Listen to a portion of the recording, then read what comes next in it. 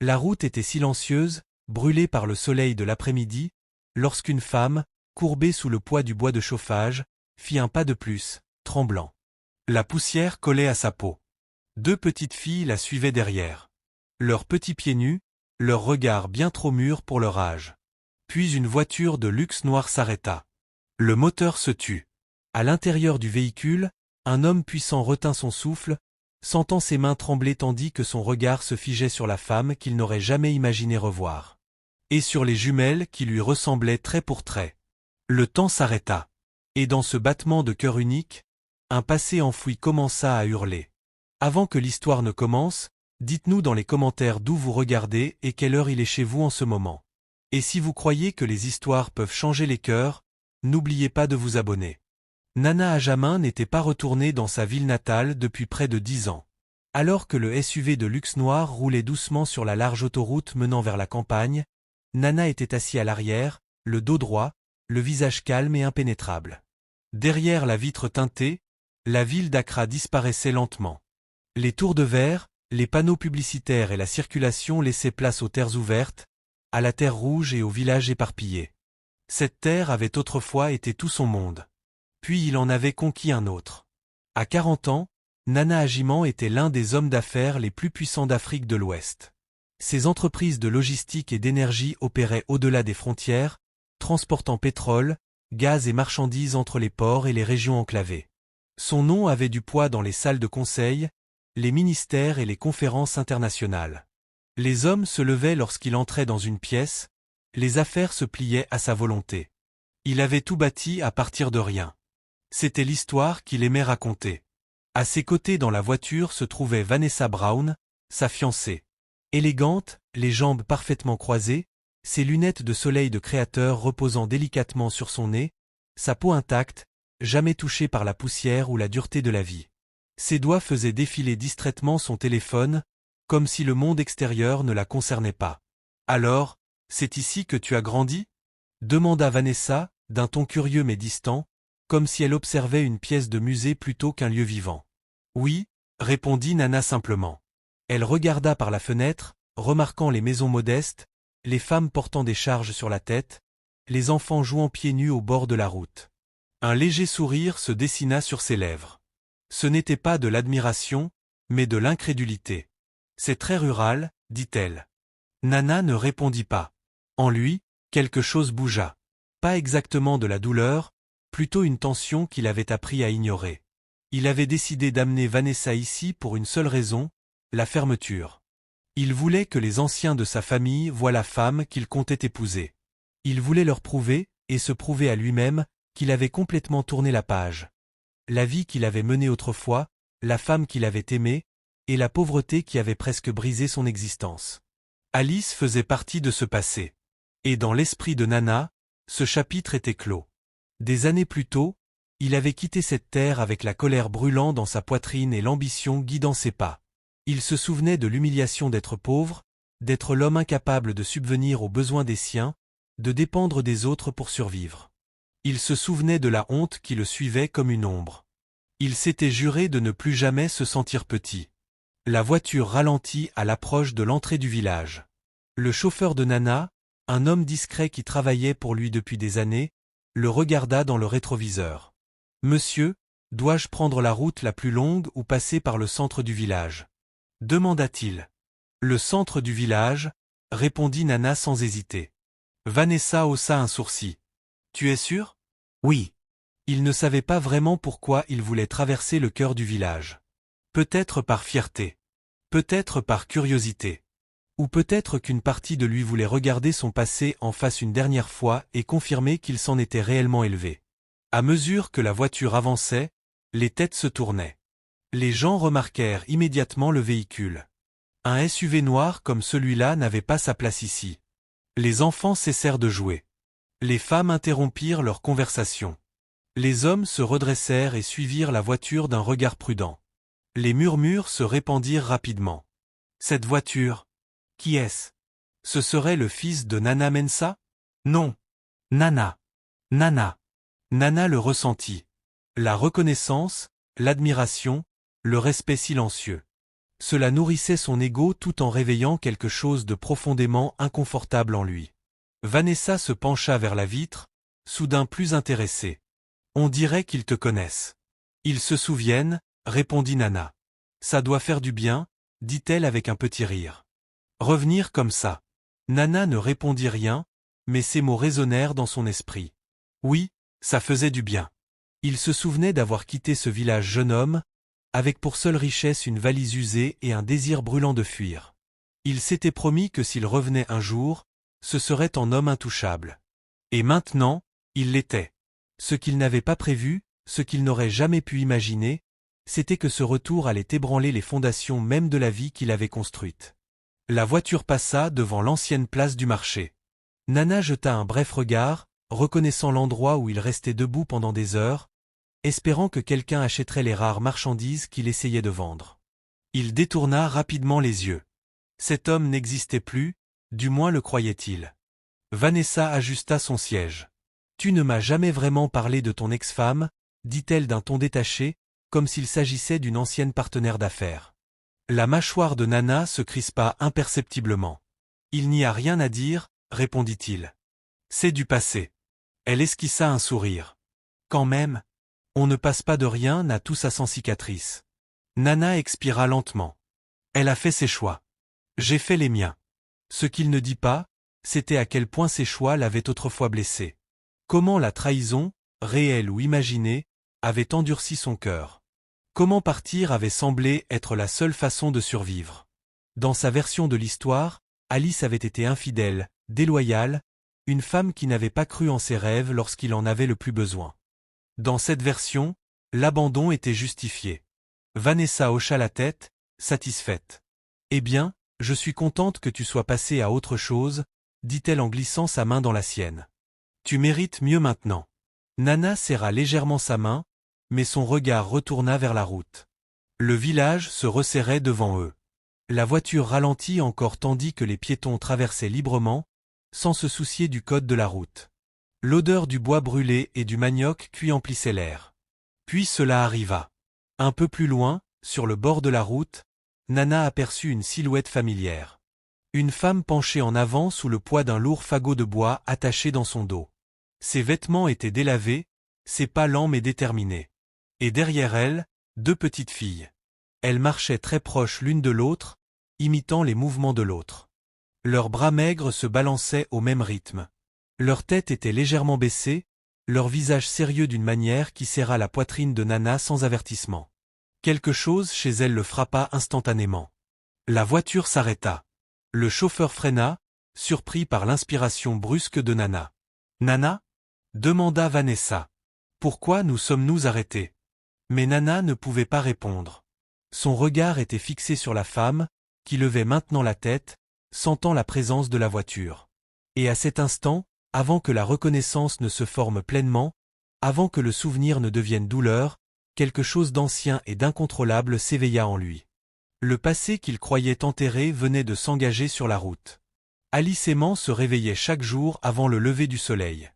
Non pas parce qu'elle le voulait, mais parce que la vie l'exigeait. Bien avant que le village ne s'anime, elle se levait de la natte fine posée au sol, le dos déjà endolori par le travail de la veille.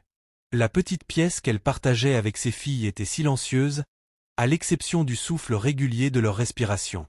Dans la pénombre, Alice resta immobile un instant, observant Hila et Miam dormir, leur corps blottis l'un contre l'autre comme s'ils craignaient que le monde ne les sépare s'ils s'éloignaient trop. Elle tendit la main et passa doucement ses doigts dans leurs cheveux. « Juste encore un peu » murmura-t-elle, même si elle ne pouvait pas l'entendre. Dehors, le coq chanta. Le matin était arrivé. Alice se leva, noua son foulard délavé autour de sa tête, et sortit. L'air était frais, mais elle savait que la chaleur arriverait bientôt, lourde et impitoyable. Elle se lava le visage au point d'eau et enfila la même robe usée qu'elle avait rapiécée tant de fois qu'elle en avait perdu le compte, puis se prépara pour une nouvelle journée de survie. C'était désormais sa vie. Elle ne s'en plaignait pas. Se plaindre ne mettait pas de nourriture sur la table. Après avoir réveillé les filles, Alice leur donna à chacune un petit morceau de manioc resté de la veille. Elles mangèrent en silence, habituées au manque. Aucune ne demanda davantage. C'est cela, plus que tout, qui brisaient le cœur d'Alice. Hila termina la première et leva les yeux vers sa mère. « Maman, est-ce qu'on vient avec toi aujourd'hui ?» Alice hésita. Elle détestait les emmener avec elle lorsqu'elle allait ramasser du bois de chauffage. Le trajet était long, les charges lourdes et la route impitoyable. Mais les laisser seuls n'était pas une option. Il n'y avait personne d'autre. « Oui, » dit Alice doucement. « On ira ensemble. » Miam esquissa un léger sourire, attrapant déjà ses petites sandales. Hila se leva et aida sa sœur comme elle le faisait toujours. Silencieuse, protectrice, sérieuse bien au-delà de son âge. Alors qu'elle marchait plus tard dans la matinée vers la lisière de la forêt, les pensées d'Alice dérivèrent vers un passé qu'elle s'autorisait rarement à revisiter. Il y avait eu un temps où elle ne se réveillait pas avec la faim, où ses mains n'étaient ni crevassées ni marquées de cicatrices, où le rire venait facilement. Il y avait eu un temps où elle était l'épouse de quelqu'un. Nana. Même maintenant, ce nom lui semblait dangereux, comme effleurer une blessure qui ne s'était jamais vraiment refermée. Elle se souvenait de l'homme qu'il était avant que l'ambition ne l'endurcisse, avant que l'orgueil et la peur ne dressent des murs entre eux. Il était brillant, agité, rempli de rêves trop grands pour le petit village qui les entourait. Alice avait cru en lui de tout son être. Elle avait vendu le peu qu'elle possédait, accepté de petits travaux, enduré les ragots et les jugements, tout cela pour que Nana puisse poursuivre l'avenir dont il parlait avec tant de passion. Et puis, un jour, tout s'était effondré. Elle se souvenait des accusations, des cris, du regard qu'il avait posé sur elle lorsqu'il avait décidé qu'elle ne méritait plus d'être écoutée, de la façon dont il lui avait tourné le dos au moment où elle avait le plus besoin de lui. Alice pinça les lèvres pour se ressaisir tandis qu'elles atteignaient la forêt. Elle n'avait jamais parlé de leur père à ses filles, non parce qu'elle voulait l'effacer, mais parce qu'elle refusait d'empoisonner leur cœur avec de l'amertume. Quand elle demandait rarement, prudemment elle se contentait de dire « Votre père n'est pas avec nous ». C'était la vérité. Elle se pencha pour ramasser des branches tombées au sol, les liant avec des gestes experts. Hila et Miam aidèrent autant qu'elles le pouvaient, ramassant de plus petits morceaux de bois, leurs visages concentrés et déterminés. « Maman, dit doucement Miam, pourquoi les autres enfants ne portent pas du bois comme ça ?» Alice s'arrêta un instant. « Parce que chacun a un chemin différent, » répondit-elle. « Ceci est le nôtre. » Hila fronça les sourcils. « Est-ce qu'on devra toujours faire ça ?» Alice croisa le regard de sa fille et sourit, même si sa poitrine se serrait. « Non, » dit-elle fermement. « Vous irez à l'école. Vous apprendrez. Vos mains ne seront pas toujours fatiguées comme les miennes. » Hila hocha la tête, faisant une confiance totale à sa mère. À midi, le fagot était prêt. Alice l'attacha sur son dos, ressentant la brûlure familière lorsque le poids se posa. Elle se redressa lentement, ignorant la douleur, et entama le chemin du retour vers la route du village. Hila et Miam la suivirent de près, leurs pas parfaitement synchronisés. En chemin, des villageois les croisèrent. Certains avec pitié, d'autres avec un respect silencieux. Alice répondit à tous par le même hochement de tête calme. Elle avait appris que la dignité ne venait pas de ce que l'on possédait, mais de la manière dont on se tenait quand on n'avait rien. Elle ne vit le SUV noir de luxe qu'au moment où il ralentissait déjà à sa hauteur. Le bruit du moteur était différent de celui des motos et des camions qui passaient habituellement. Plus doux, plus lourd, déplacé. Le cœur d'Alice fit un bond, non par reconnaissance, mais par instinct. Quelque chose dans cet instant sonnait faux. Elle ralentit le pas. Hila le remarqua la première. « Maman » murmura-t-elle. « La voiture » Alice leva la tête. Et elle le vit. D'abord, son esprit refusa d'accepter ce que ses yeux lui montraient. L'homme qui sortait de la voiture était grand, bien habillé, sa présence imposant l'attention sans effort. Les traits de son visage étaient plus marqués, plus mûrs, mais indéniables. Le monde bascula. Ses doigts se crispèrent autour de la corde qui maintenait le bois, ses jointures blanchissant. Son souffle se coupa. Et pendant une fraction de seconde terrifiante, Alice se sentit de nouveau âgée de 19 ans. Jeune, pleine d'espoir, debout face à un homme qui lui avait autrefois promis le monde. Nana aimant. Le temps ne s'arrêta pas. Il s'écrasa. Alice resta figée. Le poids sur son dos devint soudain insupportable. Son esprit fut envahi par des souvenirs qu'elle avait enfermés pendant des années. Les nuits passées à pleurer jusqu'à l'épuisement, les journées à se demander si elle survivrait, l'instant où elle comprit qu'elle portait des jumelles sans personne avec qui partager la nouvelle. Derrière Nana, elle remarqua la femme qui sortait à son tour de la voiture. Élégante, sûre d'elle, belle d'une façon qu'Alice n'avait plus l'énergie d'être. Alors c'était elle. Alice baissa instinctivement le regard, la honte remontant dans sa gorge comme de la bile. Elle ajusta la sangle sur ses épaules, faisant semblant que ce n'était qu'un jour ordinaire, qu'un étranger de plus sur la route. Mais elle sentait le regard de Nana posé sur elle. Elle le sentait sur les filles. Hila se rapprocha de sa mère, percevant l'attention. Miam fit de même, leurs petites mains agrippant les bords de la robe d'Alice. Alice avala difficilement sa salive.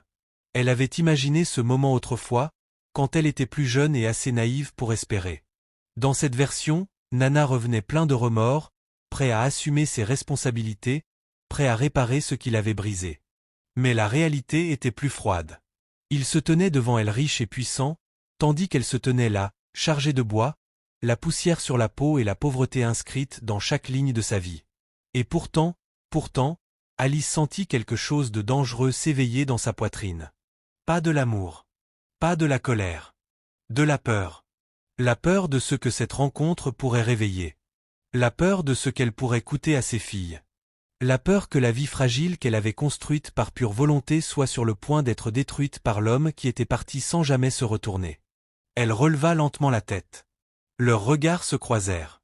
Et à cet instant, Alice sut que quoi qu'il arrive ensuite, plus rien ne serait jamais comme avant. Pendant un long moment, personne ne parla. La route du village, habituellement animée de voix et de mouvements, semblait retenir son souffle. Même le vent paraissait immobile, comme s'il attendait lui aussi de voir ce qui allait se produire entre l'homme aux chaussures impeccables et la femme courbée sous le poids du bois. Nana Agimon resta immobile, une main toujours posée sur la portière ouverte. Il était sorti sans réfléchir, poussé par une force qu'il ne reconnaissait pas.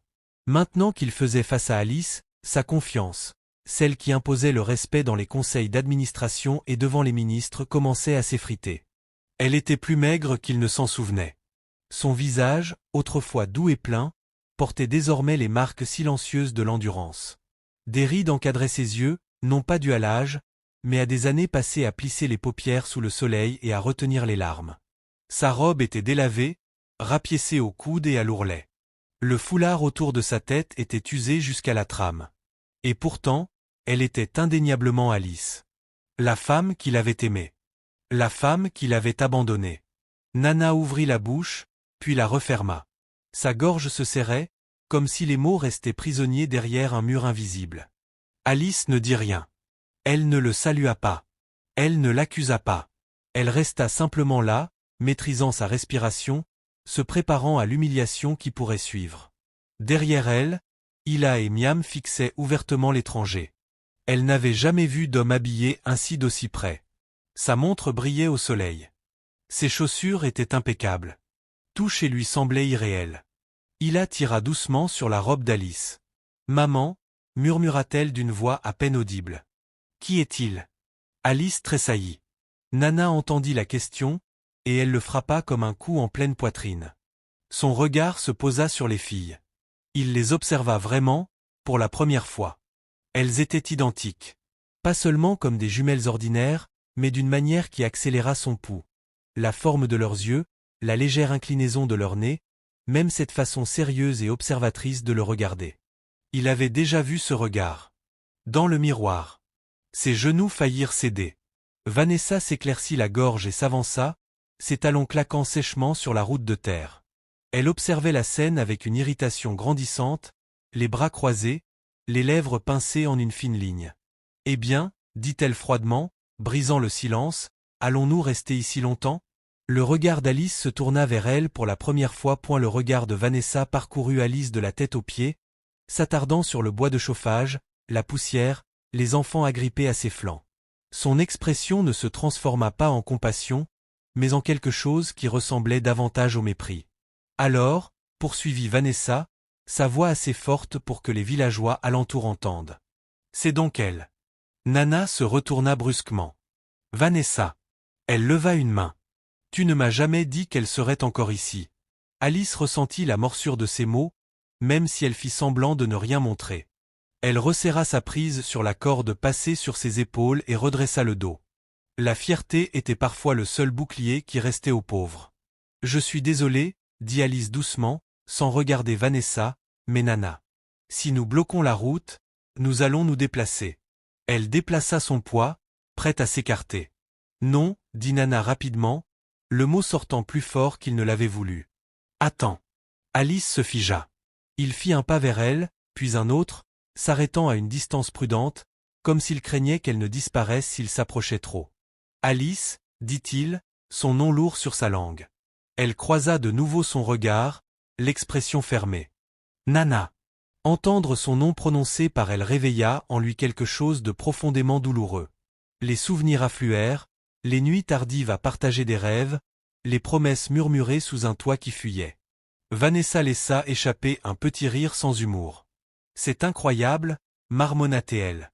On fait tout ce trajet et soudain on se retrouve au milieu d'un drame de village. » Elle regarda maintenant Alice droit dans les yeux. « Tu aurais au moins pu te nettoyer. Tu n'as donc aucune fierté ?» Les yeux d'Ila s'écarquillèrent.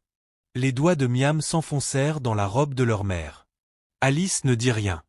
Nana sentit la chaleur lui monter au visage. « Ça suffit, dit-il sèchement. Vanessa le fixa, surprise. « Pardon ? J'ai dit ça suffit, répéta Nana, la voix basse mais ferme. Les villageois alentour faisaient semblant de ne pas écouter, mais chacun d'eux observait désormais attentivement. Vanessa ricana. « Je ne fais qu'être honnête. Regarde-la, Nana.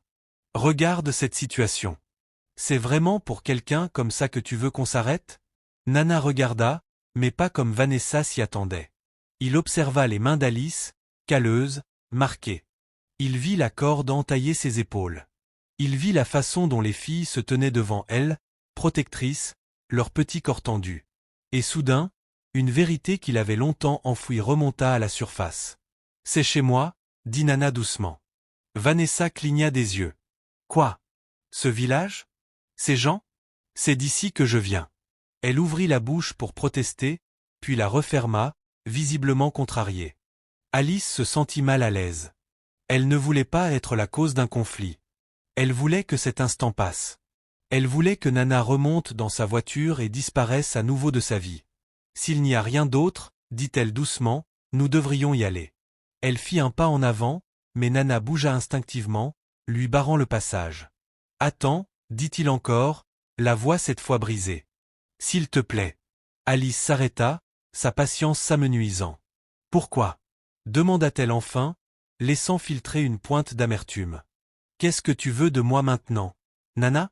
La question resta suspendue entre eux, brute, sans protection.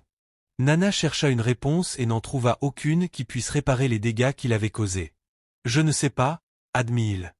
Les yeux de Vanessa se rétrécirent. « C'est ridicule, » lança-t-elle sèchement. « Nana, on s'en va. » Elle se tourna vers la voiture. Avant que Nana ne puisse répondre, Mariam parla soudain. « Pourquoi tu cries sur ma maman ?» Sa petite voix tremblait, mais elle était courageuse. Tout le monde se figea. Vanessa se retourna lentement, manifestement peu habituée à être interpellée de la sorte, encore moins par un enfant. « Et toi, qui es-tu censé être ?»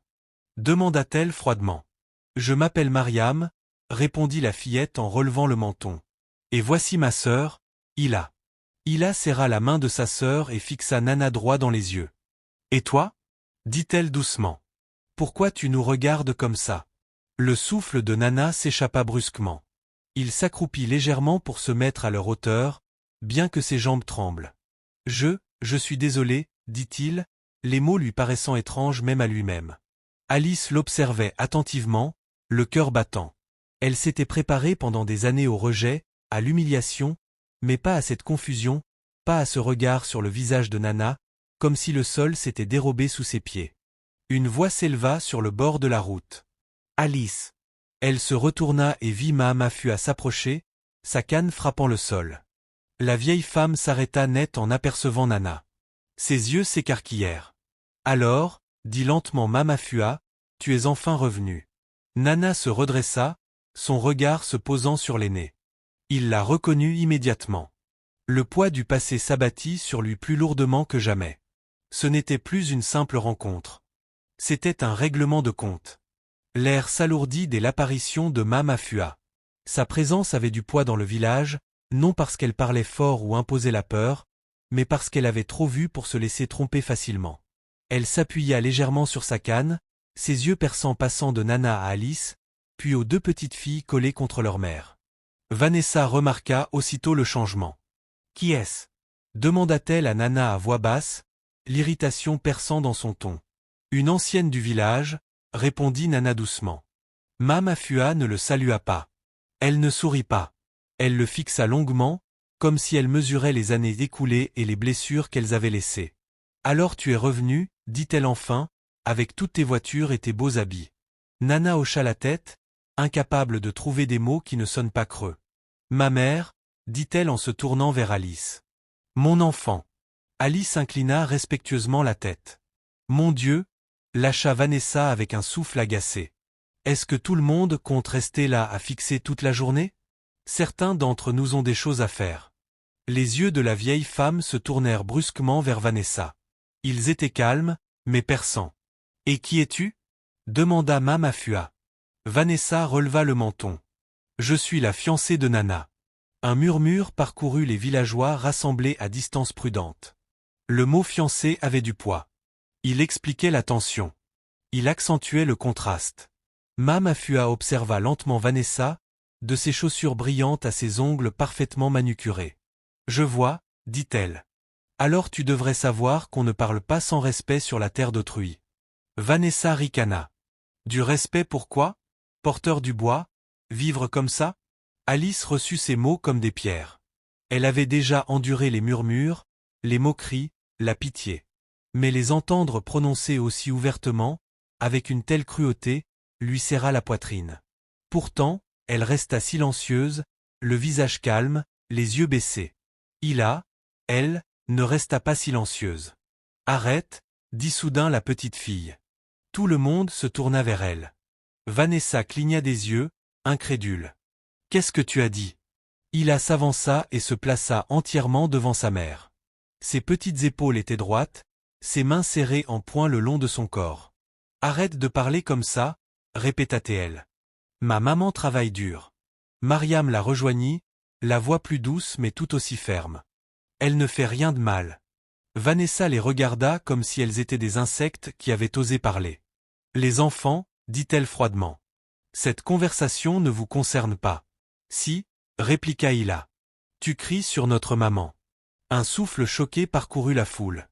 Quelque chose se tordit violemment dans la poitrine de Nana. Il avait passé des années dans des salles remplies d'hommes puissants, à négocier des contrats valant des millions, à affronter menaces et manipulations sans jamais vaciller. Mais cette petite fille, défendant sa mère avec pour seule arme son courage, le brisait. « Hila » dit Alice doucement en posant la main sur l'épaule de sa fille. « Ça va. » Mais Hila ne bougea pas. Elle ne se retourna pas. Nana fit un pas en avant, instinctivement. « Vanessa, dit-il, la voix tendue. Ça suffit. » Vanessa se tourna vers lui brusquement. « Tu es sérieux là? Tu laisses des enfants me parler comme ça? Elles protègent leur mère, » répondit Nana. « Et toi, tu lui manques de respect. » Vanessa laissa échapper un rire bref, incrédule. « Alors maintenant tu prends leur parti. »« Je te demande d'arrêter, » dit Nana. Pour la première fois depuis leur rencontre, Vanessa vit quelque chose dans le regard de Nana qui la troubla. Ce n'était pas de la colère. C'était plus profond. Plus dangereux. Elle croisa les bras. « Très bien, » dit-elle sèchement. « Si cette femme compte tant pour toi, peut-être devrais-tu expliquer pourquoi elle vit encore comme ça. » Alice tressaillit malgré elle. Le regard de Nana revint vers elle, s'attardant sur le bois, la maigreur de son corps, l'épuisement qu'elle s'efforçait de cacher. Il ouvrit la bouche, puis la referma. Il n'avait aucune réponse qui ne le condamne. Mama Fua claqua doucement la langue. « Certaines vies ne sont pas façonnées par la paresse, » dit-elle. Elles sont façonnées par l'abandon. Le mot tomba lourdement. Les yeux de Vanessa se plissèrent. C'est censé être une accusation. C'est un fait, répondit Mama Fua. Cette femme n'a pas choisi cette vie. Alice sentit sa gorge se nouer. Maman, s'il te plaît, dit-elle doucement. Ça va. Non, dit fermement la vieille femme. Ça ne va pas. Elle se tourna de nouveau vers Nana. Tu l'as laissée, dit maman Afua. Tu l'as abandonnée quand elle avait le plus besoin de toi. Vanessa se raidit. Nana m'a tout raconté. Elle l'a trahi. Un souffle collectif parcourut les villageois. Alice ferma les yeux. Elle savait que ce moment arriverait un jour. Le mensonge, prononcé à voix haute, aiguisé, lancé contre elle comme une lame. Elle rouvrit lentement les yeux et regarda Nana, non pas avec colère, mais avec une tristesse calme et lasse. « C'est toujours ce que tu crois ?» demanda-t-elle. La bouche de Nana s'assécha. Il hésita. « C'est ce qu'on m'a dit. »« Dit par qui ?» exigea Mama Fua. « Par ceux qui voulaient te voir partir. Ceux qui ont tiré profit de votre séparation. » Vanessa haussa la voix. « C'est ridicule. On ne va pas rester au milieu d'une route de village à écouter des contes de fées. Alors vous devriez retourner dans votre voiture, » répondit calmement Mama Fua. Vanessa se tourna vers Nana. « Tu vas vraiment laisser ça continuer ?» Nana regarda de nouveau Alice. Pendant des années, il s'était accroché à sa version du passé parce qu'elle justifiait sa réussite, parce qu'elle faisait de lui la victime qui s'était relevée d'une trahison plutôt que l'homme qui avait fui ses responsabilités. Mais là, en la voyant ainsi, en voyant les enfants, quelque chose en lui se fissura. « Je ne connais pas toute la vérité, » dit-il doucement. « Mais je sais une chose. » Il fit un geste vers Alice et les fillettes. « Ça ne ressemble pas à une trahison. » Le visage de Vanessa s'empourpra. « Et alors? Tu te sens coupable maintenant? C'est ça ?» Nana ne répondit pas tout de suite. Il s'accroupit de nouveau, cette fois en se mettant volontairement à hauteur d'Hila et de Mariam. « Comment vous appelez-vous » demanda-t-il doucement. Hila hésita, puis répondit. « Hila. »« Et toi ?» ?»« Mariam, » dit-elle tout bas. Nana avala difficilement sa salive. « Vous allez à l'école ?» Hila secoua la tête. « Maman dit qu'on ira bientôt. »« Bientôt » répéta Nana, la voix lourde. Vanessa leva les bras au ciel. « Je n'arrive pas à y croire. Nana, tu m'humilies. » Nana se releva lentement. « Non, » dit-il. « Je m'humilie moi-même. » Il se tourna vers Alice. « Je ne savais pas, » dit-il. « Je te jure que je ne savais pas. » Les mains d'Alice tremblèrent légèrement sous le poids du bois de chauffage. « Ne pas savoir ne change pas ce qui s'est passé, » répondit-elle calmement. « J'ai appris à survivre sans toi. »« Je le vois, » dit Nana. « Et je n'ai pas besoin d'être sauvée, » ajouta Alice d'une voix ferme. « Maintenant, tout ce que je te demande, c'est de ne pas rendre ma vie plus difficile qu'elle ne l'est déjà. » Ces mots blessèrent plus profondément que n'importe quelle accusation. Vanessa recula vers la voiture. « J'en ai assez, » dit-elle sèchement. « Si tu choisis ce chaos, n'attends pas de moi que je reste ici à applaudir. » Elle ouvrit la portière. Nana ne la retint pas. Il se tourna une dernière fois vers Alice. « Je ne suis pas ici pour te faire du mal, » dit-il. « Je ne sais même pas encore ce que je suis venu faire, mais je ne partirai plus. » Alice l'observa longuement, cherchant la vérité sur son visage. « On verra, » dit-elle simplement. Elle ajusta la sangle sur ses épaules et se mit à marcher. Hila et Mariam la suivirent de près. Nana les regarda s'éloigner, le cœur battant, le poids des années pesant sur lui comme jamais auparavant. Derrière lui, la portière de la voiture claqua. Devant lui, le passé s'éloignait lentement, résolument, portant du bois de chauffage et deux vies fragiles qu'il ne pouvait plus ignorer. Cette nuit-là, Nana Agumène ne dormit pas.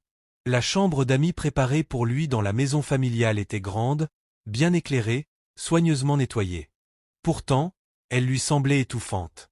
Il resta allongé sur le lit, tout habillé, fixant le plafond, son esprit rejouant encore et encore la scène sur la route du village. Le regard d'Alice, le poids sur son dos, la façon dont Hila et Mariam se tenaient comme des boucliers devant elle. Chaque fois qu'il fermait les yeux, il voyait les fillettes. Trop maigres, trop sérieuses, trop familières. Nana se leva et s'approcha de la fenêtre. Dehors, le village était calme. Des lanternes vacillaient au loin. Quelque part, un enfant rit doucement avant d'être rappelé à l'ordre par un adulte. La vie continuait, indifférente à la tempête qui faisait rage en lui. Il était revenu chez lui en croyant avoir déjà gagné. Maintenant, il n'en était plus si sûr. Pendant des années, Nana s'était raconté la même histoire chaque fois que le passé tentait de refaire surface. Alice l'avait trahi, elle l'avait humilié, elle avait brisé sa confiance au moment où il était le plus vulnérable. Cette histoire avait été son armure. Elle lui avait permis de partir sans culpabilité, de bâtir un empire sans se retourner. Mais une armure fissurée blesse celui qui la porte.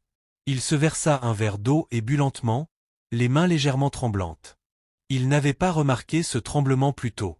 Maintenant, il remarquait tout. Dans son esprit, les souvenirs commencèrent à se réorganiser, non pas comme il les avait arrangés, mais tels qu'ils avaient réellement été. Il se rappela les nuits où Alice restait éveillée avec lui, l'écoutant parler sans fin d'idées de business auxquelles personne d'autre ne croyait.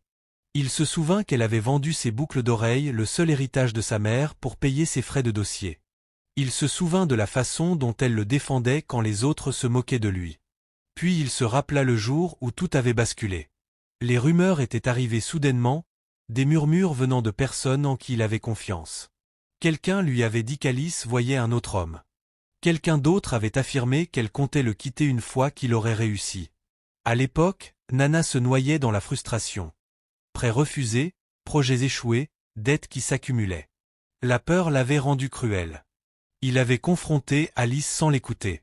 Il se souvenait de son choc, de ses larmes, de ses protestations, affirmant que tout cela était faux. Mais il était trop fier, trop en colère, trop désespéré pour protéger ce qu'il croyait être le peu de dignité qui lui restait. Alors il était parti. Nana posa sa paume contre la vitre, son reflet lui faisant face, un homme puissant aux yeux hantés. On frappa à la porte. Il se retourna brusquement. Entrez. Monsieur Wambotan entra et referma doucement la porte derrière lui. L'homme plus âgé servait la famille de Nana depuis des décennies. Il se déplaçait avec l'assurance tranquille de quelqu'un qui avait vu bien des cycles de joie et de regret. « Je pensais que vous seriez encore éveillé, » dit-il doucement. Nana hocha la tête. « Je n'arrive pas à dormir. » L'homme l'observa un instant. « Je vous ai vu aujourd'hui. » Nana soupira. « Alors vous avez tout vu. » « Oui, » répondit Monsieur Botan. Ils restèrent silencieux un moment avant que Nana ne reprenne. « Pourquoi personne ne me l'a dit? Pourquoi personne ne m'a dit qu'elle souffrait ainsi ?» Les yeux de l'homme s'adoucirent. « Vous êtes partie très en colère, Nana. Vous ne vouliez rien entendre qui ne corresponde pas à ce que vous croyez déjà. » Ces mots le blessèrent parce qu'ils étaient vrais. Nana serra la mâchoire. « Ces enfants, quel âge ont-elles? » 6 ans, répondit Monsieur Botan. Presque 7. La pièce sembla soudain plus froide. Nana ferma les yeux. Les chiffres s'alignaient trop parfaitement pour être ignorés. Il l'avait su dès qu'il les avait vus. Le déni n'avait fait que retarder la douleur. « J'ai détruit sa vie, » murmura Nana. « Non, » dit doucement Monsieur Botan. « Vous l'avez abandonné. Il y a une différence, mais les deux ont des conséquences. » Nana se tourna vers lui, la voix chargée de désespoir. A-t-elle été infidèle? Monsieur Botan n'hésita pas. Non. La certitude de son ton frappa Nana plus fort qu'un cri. Alors pourquoi? Nana s'interrompit, avalant difficilement. Pourquoi m'a-t-on dit le contraire? Parce que les mensonges sont pratiques, répondit Monsieur Botan, et la vérité est souvent dérangeante pour ceux qui la craignent. Nana s'effondra sur la chaise près du lit, toute sa force soudain envolée. Sa poitrine était oppressée, sa respiration courte. Elle était enceinte, dit-il d'une voix rauque. N'est-ce pas? Oui, confirma Monsieur Botan. Elle a essayé de vous le dire. Nana se couvrit le visage de ses mains. Le poids de la réalité l'écrasait. Pas seulement la certitude que les filles étaient les siennes, mais le fait qu'Alice avait porté ce fardeau seule, qu'elle avait affronté la faim, le travail, l'accouchement et des années de difficultés sans l'homme qui aurait dû être à ses côtés. « Quel genre d'homme fait ça ?» demanda Nana, la voix brisée. Monsieur Botan posa une main sur son épaule. « Le genre d'homme qui a encore le temps de choisir qui il deviendra ensuite. » Ces mots restèrent suspendus dans l'air longtemps après que l'homme âgé eut quitté la pièce. Lorsque Nana se retrouva de nouveau seul, il resta assis en silence pendant longtemps. Puis il se leva. Avant l'aube, Nana quitta la maison discrètement. Il ne dit à personne où il allait. Cette fois, il conduisit lui-même, refusant le chauffeur, ayant besoin d'être seul avec ses pensées. La route qui menait vers le côté du village où vivait Alice lui sembla plus longue qu'auparavant. Lorsqu'il arriva, le soleil commençait à peine à se lever. Il gara la voiture à distance et descendit, observant de loin. Alice était déjà réveillée. Il la vit sortir de la petite maison. Ses gestes étaient prudents, maîtrisés par l'habitude. Hila et Mariam la suivirent peu après, se frottant les yeux encore pleins de sommeil. Nana observa Alice leur parler doucement, leur donner à manger, ajuster la robe de Mariam, essuyer la poussière sur la joue d'Hila. C'était le genre de scène qu'il avait imaginé dans une autre vie, la vie qu'il aurait dû avoir. Sa gorge se serra. Alors qu'Alice se préparait à partir avec les filles, Nana s'avança. Elle se figea en le voyant de nouveau. « Tu ne devrais pas être ici, » dit Alice doucement. « Je sais, » répondit Nana. « Mais j'avais besoin de te voir. » Elle le regarda avec lassitude. « Pourquoi ? » « Parce que je ne pouvais pas dormir en sachant que je pourrais encore m'en aller, » dit-il honnêtement. « Et je ne le ferai pas. » L'expression d'Alice ne s'adoucit pas. Les promesses sont faciles le matin. « Je ne fais pas de promesses, » répondit Nana. « Je demande du temps pour comprendre, pour faire ce que j'aurais dû faire il y a des années. » Elle le regarda longuement, puis baissa les yeux vers ses filles. « Quoi que ce soit, » dit Alice, « ça ne doit pas leur faire de mal. » Nana hocha immédiatement la tête. « Jamais. » C'était le plus petit désaccord. Fragile, incertain, mais c'était le premier pas que Nana aimant faisait depuis des années pour affronter la vérité. À la 3e nuit passée au village, Nana aimant comprit quelque chose qu'il n'avait jamais appris dans les salles de conseil ou les jets privés. Le silence pouvait être plus assourdissant que le bruit. La maison s'endormit tôt. Même Vanessa s'était retirée dans sa chambre sans un mot, sa colère flottant dans l'air comme de la fumée. Nana resta assis dans la cour longtemps après que les lanternes furent éteintes, écoutant les insectes nocturnes et les aboiements lointains des chiens. Chaque son semblait lui poser la même question. « Que vas-tu faire maintenant ?» Il s'adossa à la chaise en bois, les yeux fixés sur les étoiles. En ville, le ciel n'était jamais aussi clair. Ici, les constellations étaient nettes, impitoyables. Elle lui rappelait les nuits d'autrefois où lui et Alice s'asseyaient dehors à compter les étoiles, à parler d'un avenir qui semblait infini, un avenir qu'il avait brisé. Le sommeil ne vint que par fragments. Quand Nana finit par fermer les yeux, il vit le regard déterminé d'Hila, la voix tremblante de Mariam, le refus calme d'Alice de supplier. Chaque image blessait plus profondément que la précédente. À l'aube, Nana se leva et s'habilla en silence. Il ne porta pas de costume ce jour-là. Il choisit un pantalon simple et une chemise sobre, quelque chose de plus proche de ce qu'il aurait porté avant que la richesse ne l'isole du monde. Il avait besoin de se sentir réel à nouveau. Il traversa le village pendant que le matin s'éveillait. Les femmes balayaient leur cour. Les enfants se poursuivaient en riant, un rire qui lui serrait la poitrine. Les hommes se rassemblaient près du marché, parlant de politique et de prix.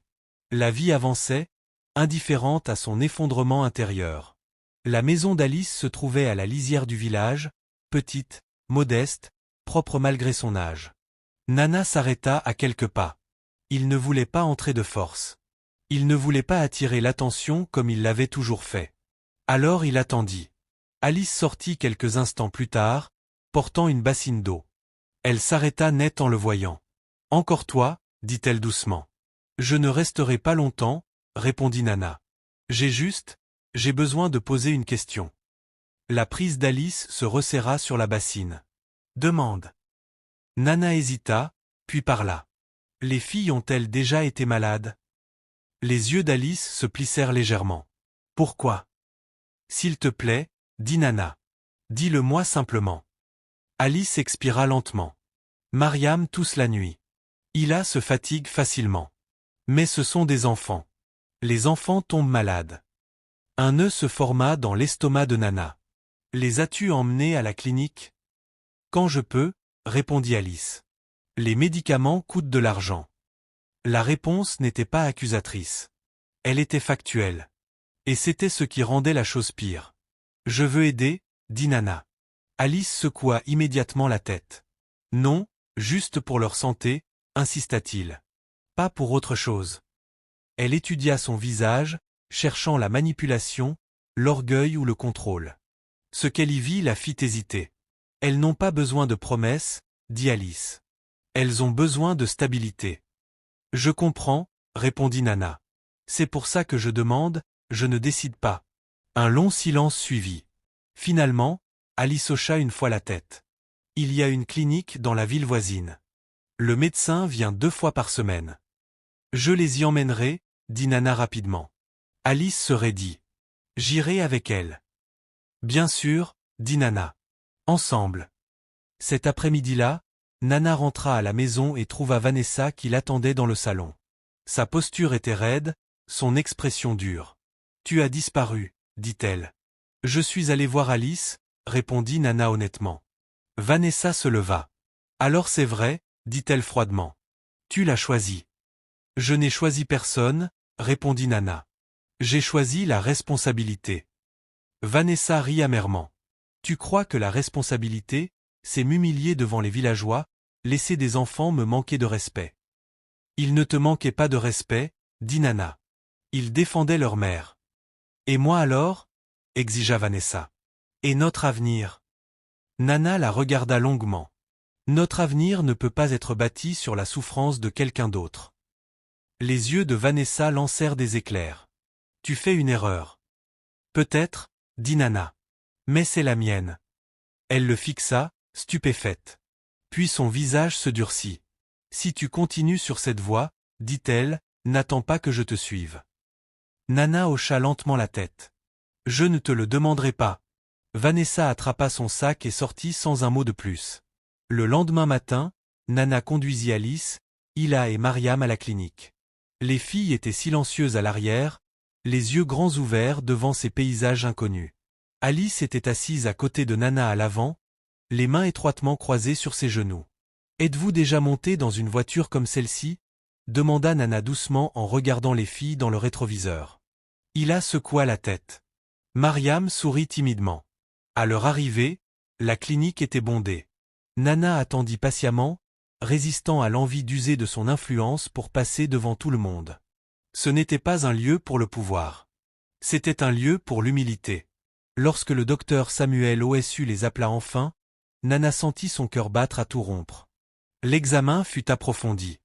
Trop approfondi. Le docteur fronça les sourcils en examinant les résultats. Ces filles sont sous-alimentées, dit-il avec précaution. Et il y a des signes d'anémie.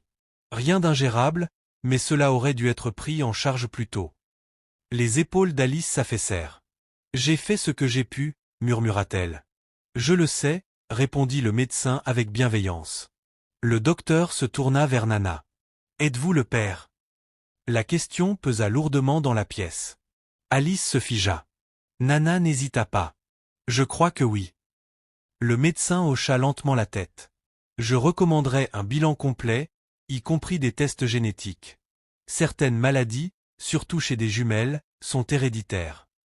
Le pouls de Nana résonnait dans ses oreilles. Faites-le, dit-il. Quoi qu'il en coûte. Alice le regarda vivement. Tu ne m'as pas demandé. Nana soutint son regard. Je te le demande maintenant. Elle l'observa un instant, puis hocha une fois la tête. D'accord. Pendant que les examens étaient organisés, Nana sortit de la clinique, les jambes tremblantes. Le poids de l'attente pesait sur lui plus lourdement que n'importe quel risque financier qu'il avait jamais affronté. À l'intérieur, Alice était assise avec ses filles, leur tenant la main. « Maman, » murmura Mariam, « est-ce que cet homme est notre père ?» Le souffle d'Alice se coupa.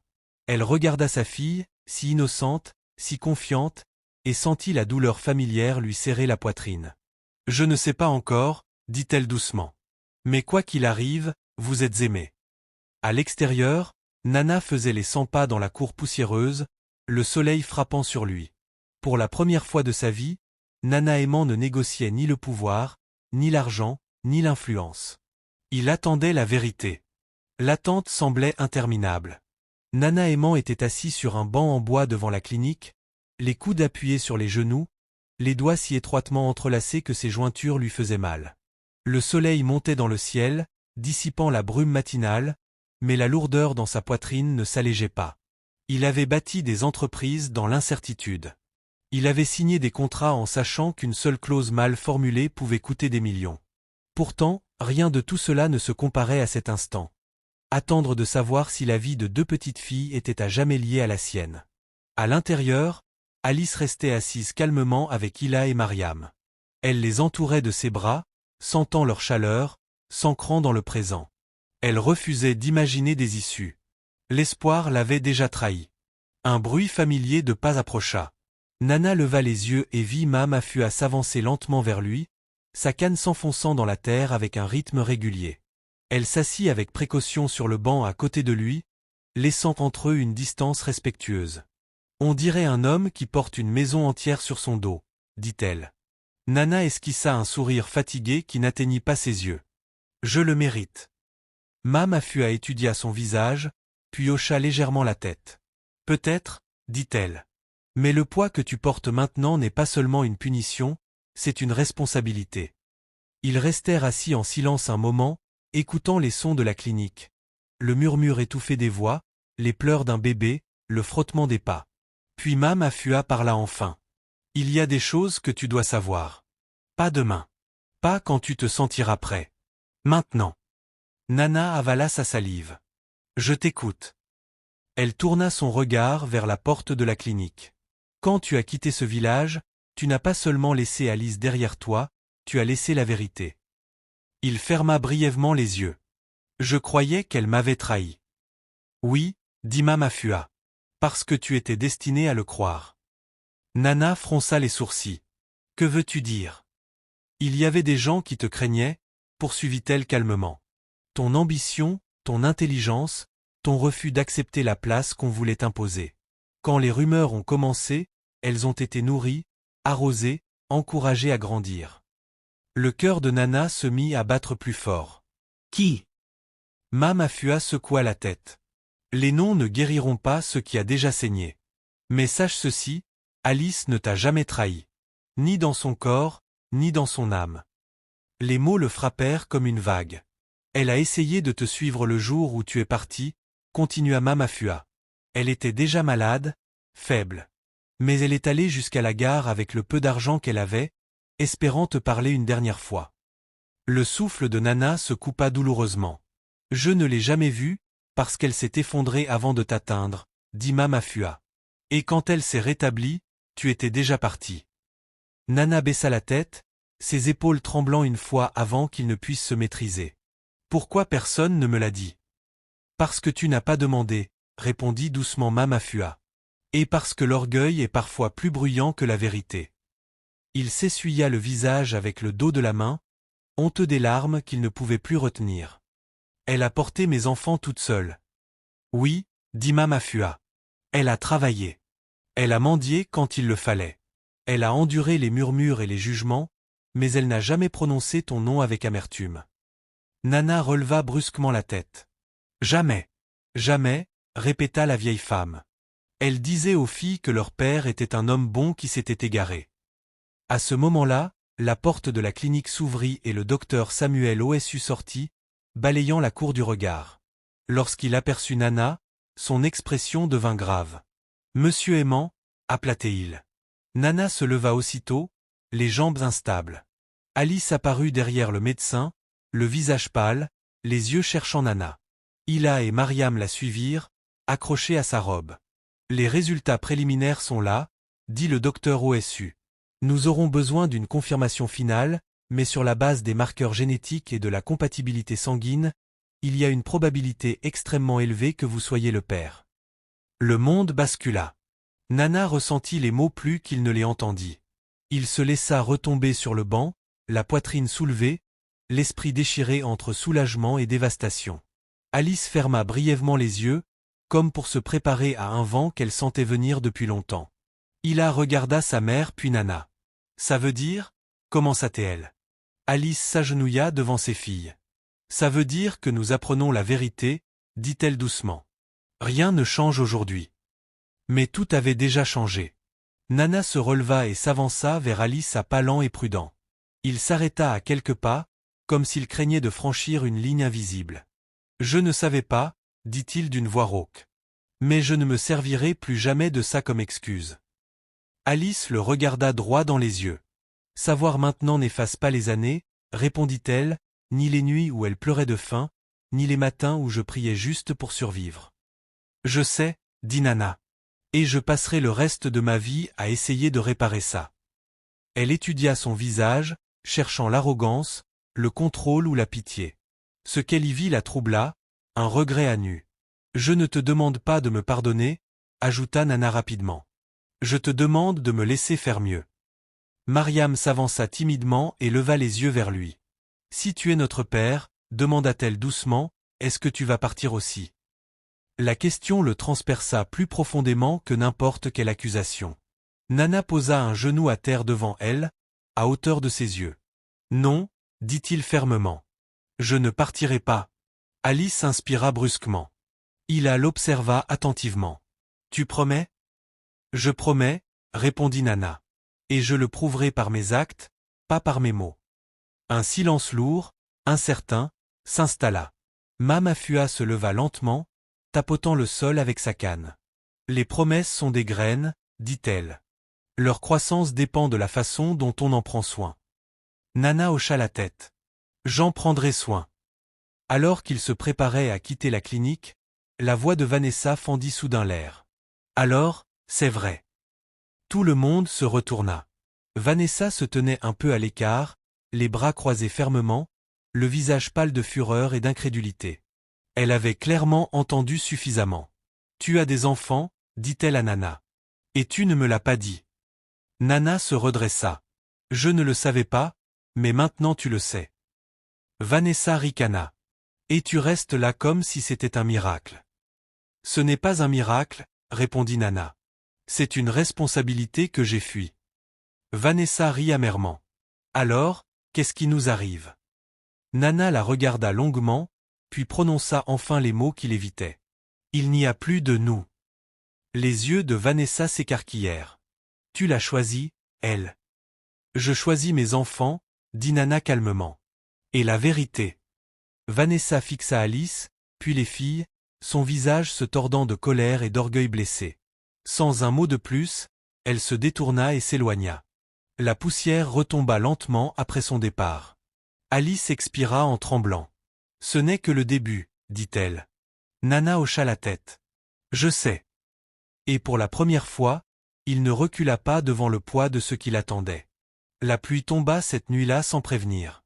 De grosses gouttes martelaient le toit en tôle de la maison d'Alice, transformant la terre à l'extérieur en une boue épaisse. Le tonnerre roulait dans le ciel, assez fort pour faire trembler les murs. À l'intérieur de la petite pièce, Alice était allongée, éveillée, écoutant la tempête et la respiration de Mariam à ses côtés. Quelque chose n'allait pas. La poitrine de Mariam se soulevait trop vite. Chaque souffle était pénible, superficiel, comme si l'air lui-même était devenu lourd dans ses poumons. Alice se redressa aussitôt et posa une main sur le front de sa fille. Brûlante, beaucoup trop chaude. Mariam, murmura-t-elle en la secouant doucement. Réveille-toi, mon amour. Mariam remua, ses paupières battant faiblement.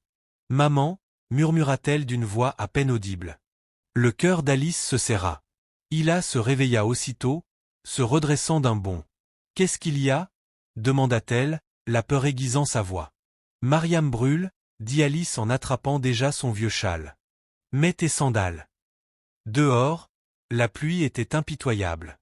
L'eau ruisselait sur le sentier étroit tandis qu'Alice soulevait Mariam dans ses bras. L'enfant était effrayamment légère, son petit corps mou contre la poitrine de sa mère. Il la suivait de près, les yeux grands ouverts mais déterminés.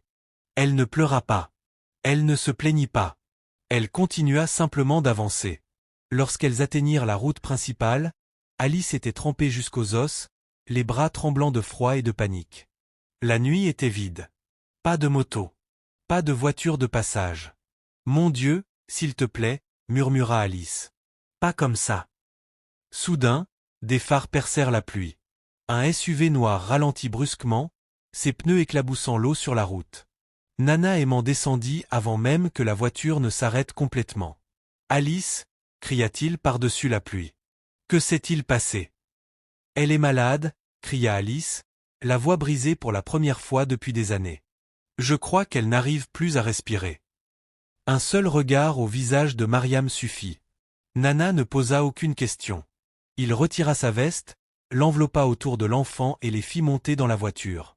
À l'hôpital, ordonna-t-il sèchement au chauffeur. Maintenant. Il la monta à côté de sa mère, serrant la main de Mariam. Alice serrait sa fille contre elle, se balançant doucement, murmurant des prières entre des sanglots qu'elle ne pouvait plus retenir. Nana était assis à l'avant, les poings si serrés que ses ongles s'enfonçaient dans ses paumes. Ce n'était plus une question de passé. C'était le présent. À l'hôpital, les infirmières emmenèrent Mariam en courant dès leur arrivée. Alice tenta de les suivre, mais ses jambes cédèrent et Nana la rattrapa juste à temps. « Elle ira bien, dit-il, même s'il n'en savait rien. Elle doit aller bien. » Les heures passèrent comme des années. Hila resta assise en silence sur une chaise en plastique, les pieds pendant dans le vide. Nana s'accroupit devant elle. « Tu es très courageuse, dit-il doucement. Hila hocha la tête sans lever les yeux. « Maman a besoin que je le sois. » Nana avala difficilement sa salive. Le docteur Samuel OSU sortit juste avant l'aube, l'expression grave mais maîtrisée. « Elle a une pneumonie sévère, dit-il. Si vous étiez arrivé plus tard. » Il ne termina pas sa phrase. Alice joignit les mains, tremblante. « Peut-on la soigner ?» « Oui, » répondit le médecin. « Mais elle aura besoin de médicaments, de surveillance et de repos. D'une bonne alimentation aussi. » Nana hocha aussitôt la tête. « Faites tout ce qu'il faut. Tout. » Le docteur OSU le regarda attentivement. « Elle sera hospitalisée. » Alors que Mariam était conduite vers une petite salle, Alice la suivit, refusant de quitter son côté.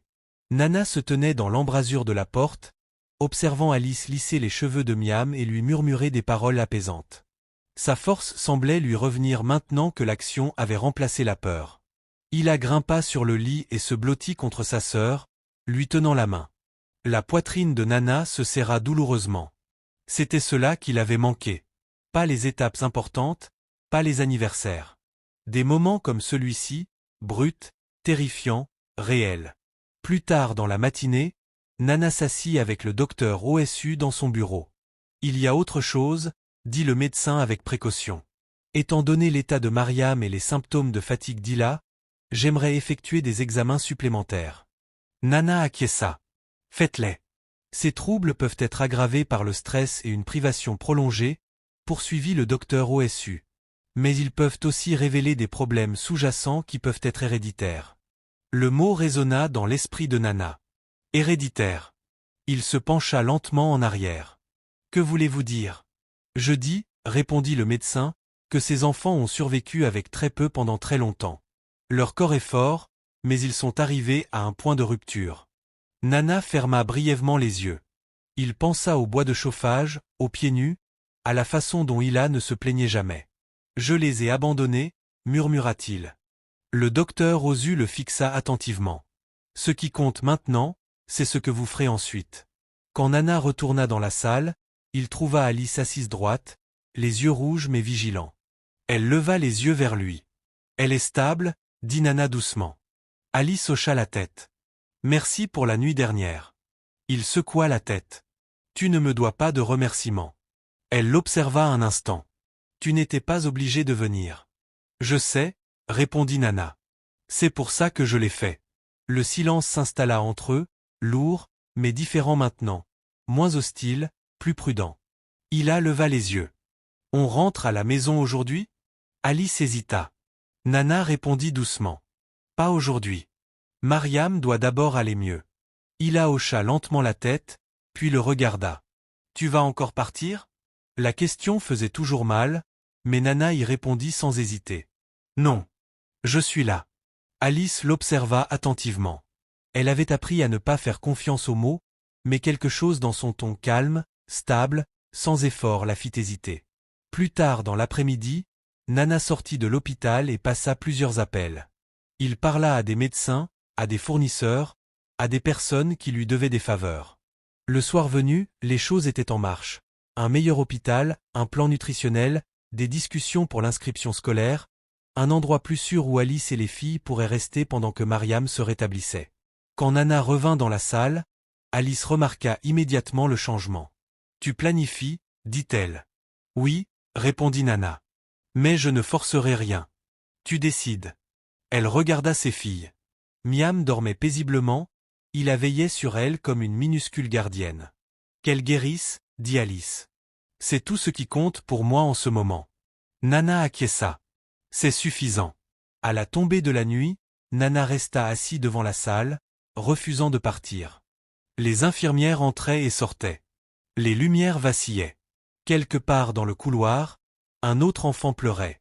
Pour la première fois depuis son retour au village, Nana Agouan sentit quelque chose d'inconnu s'installer dans sa poitrine.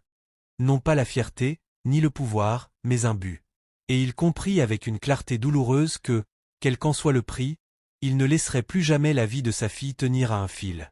L'état de Mariam se stabilisa après 3 jours, mais l'hôpital devint un monde d'attente. La pluie s'arrêta, pourtant les nuages restaient lourds et gris, comme si le ciel lui-même refusait d'avancer trop vite. Nana Agiman dormait chaque nuit sur une chaise devant la salle, le dos raide, l'esprit agité. Il refusa de retourner en ville. Les appels de son bureau restaient sans réponse ou étaient réglés par de brèves instructions. Pour la première fois depuis des années, l'empire de Nana fonctionnait sans lui au centre. À l'intérieur, Alice veillait sur Mariam avec un dévouement infatigable. Elle mesurait les respirations. Elle comptait les battements de cœur. Elle murmurait des histoires de filles fortes qui survivaient aux tempêtes et apprenaient à rire de nouveau. Ila quittait rarement le chevet de sa sœur, sa petite main cherchant toujours les doigts de Mariam, comme si, au moment où elle lâcherait, le monde pouvait la lui arracher.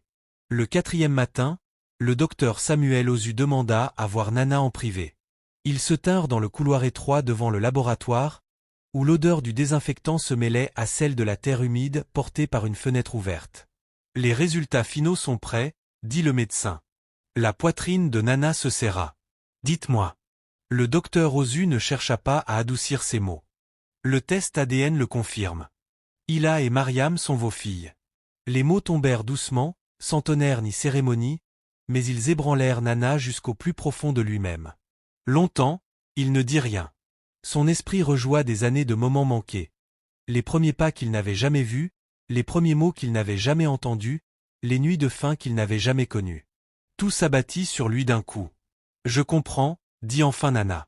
Il y a autre chose, ajouta prudemment le docteur Osu. La pneumonie de Mariam a révélé une faiblesse sous-jacente de ses poumons. Cela peut être pris en charge, mais elle aura besoin de soins constants, de contrôles réguliers, d'un environnement stable. Nana acquiesça aussitôt. Elle aura tout cela. Le médecin le regarda attentivement. Les enfants n'ont pas seulement besoin d'argent, monsieur aimant. Ils ont besoin de présence. Nana soutint son regard. Je le sais. Quand Nana retourna dans la salle, Alice se tenait près de la fenêtre, regardant la cour en contrebas. Ila était assise sur le lit à côté de Mariam, tressant les cheveux de sa sœur avec des gestes soigneux. C'est confirmé, dit Nana doucement. Alice se tourna lentement. Son visage changea peu, mais ses yeux brillèrent. Alors c'est vrai. Oui. Elle inspira profondément, puis expira.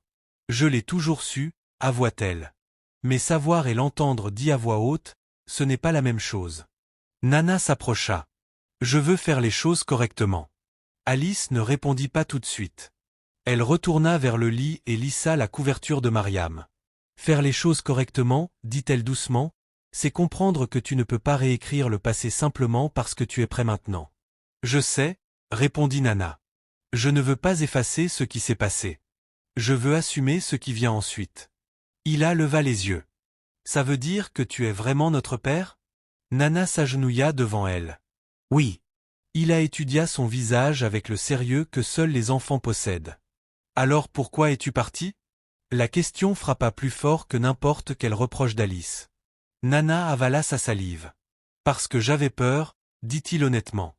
Et parce que j'ai cru à un mensonge plutôt qu'aux personnes que j'aimais. Ila hocha lentement la tête, comme si elle rangeait la réponse quelque part en elle. Tu as peur maintenant? Nana secoua la tête. Non. Bien, dit simplement Ila.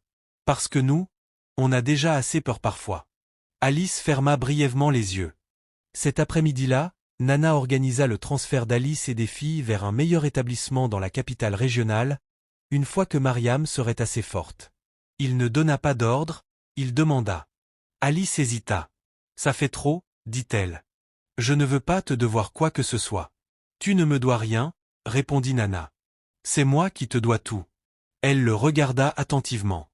Si je dis non, je respecterai ta décision, dit-il. Et je trouverai une autre manière d'aider sans toucher à ta dignité. Ce mot, dignité, fit hésiter Alice. Elle avait appris à la protéger farouchement. La pauvreté lui avait appris cela. J'y réfléchirai, dit-elle enfin. À l'extérieur de la salle, Nana trouva Vanessa qui l'attendait. Elle se tenait raide, les bras croisés, les yeux rouges de manque de sommeil ou de colère. Peut-être les deux. Alors c'est ça, dit-elle. Tu as décidé. Nana ne fit pas semblant de ne pas comprendre. Oui. Tu jettes tout à la poubelle, lança Vanessa. Nos fiançailles, nos projets. Nos projets étaient bâtis sur l'ignorance, répondit calmement Nana. Je ne construirai pas un avenir là-dessus. Elle rit amèrement. Alors tu vas jouer au père maintenant, après toutes ces années. Je serai un père, dit Nana. Pas une mise en scène. Une responsabilité. La voix de Vanessa s'abaissa. Et moi?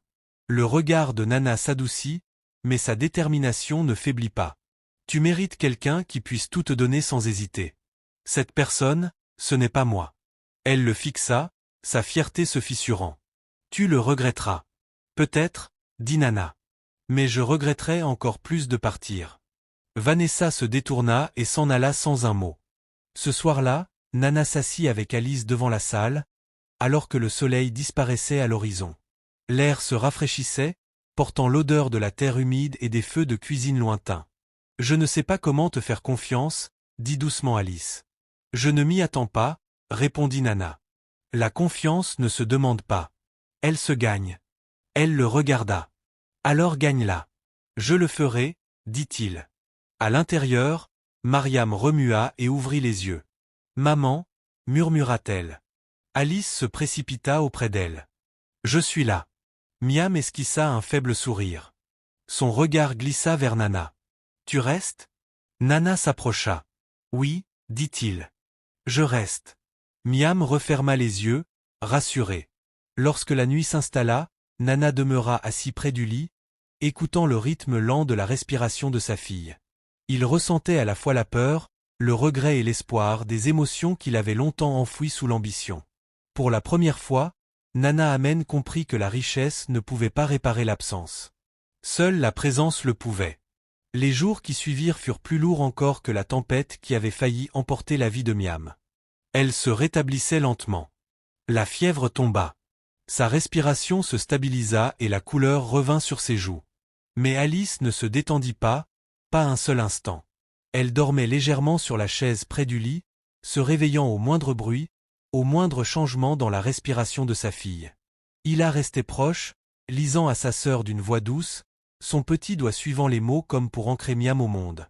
Nana resta là lui aussi sans s'imposer, sans commander, simplement présent. Il apportait de la nourriture quand Alice oubliait de manger. Il portait de l'eau sans qu'on le lui demande. Lorsque les infirmières parlaient trop vite ou avec impatience, il écoutait attentivement, posait des questions, puis expliquait tout à Alice avec des mots simples, s'assurant qu'elle se sente incluse, non dirigée. Malgré cela, Alice gardait une distance prudente. Elle lui parlait quand c'était nécessaire. Elle le remerciait quand il le fallait, mais ses yeux ne s'adoucissaient jamais complètement. Des années de survie lui avaient appris que la gentillesse pouvait disparaître sans prévenir. Le 5e soir, Nana demanda s'il pouvait parler. Pas ici, dit Alice doucement en jetant un regard vers Mariam, endormie à l'intérieur. Ils marchèrent jusqu'à la petite cour derrière l'hôpital. L'air était frais. Le ciel se striait d'orange et de violet tandis que le soleil déclinait. Nana attendit qu'Alice s'assoie sur le banc avant de parler. « Je te dois des excuses, dit-il. » Alice ne répondit pas. Nana inspira profondément. Pas le genre d'excuse que l'on présente pour se sentir mieux soi-même. Le genre qui accepte les conséquences. Elle croisa légèrement les bras, se préparant. « J'ai eu tort, dit Nana. J'ai cru des mensonges parce qu'ils protégeaient mon orgueil. Je t'ai abandonné quand tu étais vulnérable. Je t'ai laissé tout porter seul. » Sa voix trembla légèrement, mais il continua. « Je sais que dire je ne savais pas ne change pas les nuits où tu avais faim, ni les jours où tu travaillais jusqu'à l'épuisement, ni la peur que tu as ressentie en mettant nos filles au monde sans soutien. La mâchoire d'Alice se crispa. Je t'ai privé de ton choix, poursuivit Nana. Et je leur ai volé un père. Le silence s'étira entre eux. Puis Alice parla. Tu n'es pas seulement parti, dit-elle doucement. Tu m'as effacé. Les mots pesèrent plus lourd que n'importe quelle accusation. Je me tenais devant toi, continua-t-elle, la voix ferme mais tremblante sous la surface. Je t'ai supplié d'écouter. Tu ne l'as pas fait. Tu as choisi de croire que je n'étais rien. Nana baissa la tête. Je sais. Non, le corrigea Alice avec douceur. Tu ne sais pas. Savoir, ce n'est pas se souvenir de ce que ça fait d'avoir faim en étant enceinte, ou d'entendre ses enfants pleurer sans rien avoir à leur donner à part des mots. Ses yeux brillèrent, mais aucune larme ne tomba. J'ai appris à survivre sans toi, poursuivit-elle. J'ai enterré la part de moi qui espérait que tu reviennes, parce que l'espoir était dangereux. Nana avala difficilement sa salive. Je ne te demande pas de la déterrer, dit-il. Je te demande de me laisser me tenir à tes côtés maintenant. Alice le regarda longuement. Pourquoi? La question le prit de court. Pourquoi maintenant? Insista-t-elle. Parce que tu nous as vus porter du bois. Parce que les gens regardaient.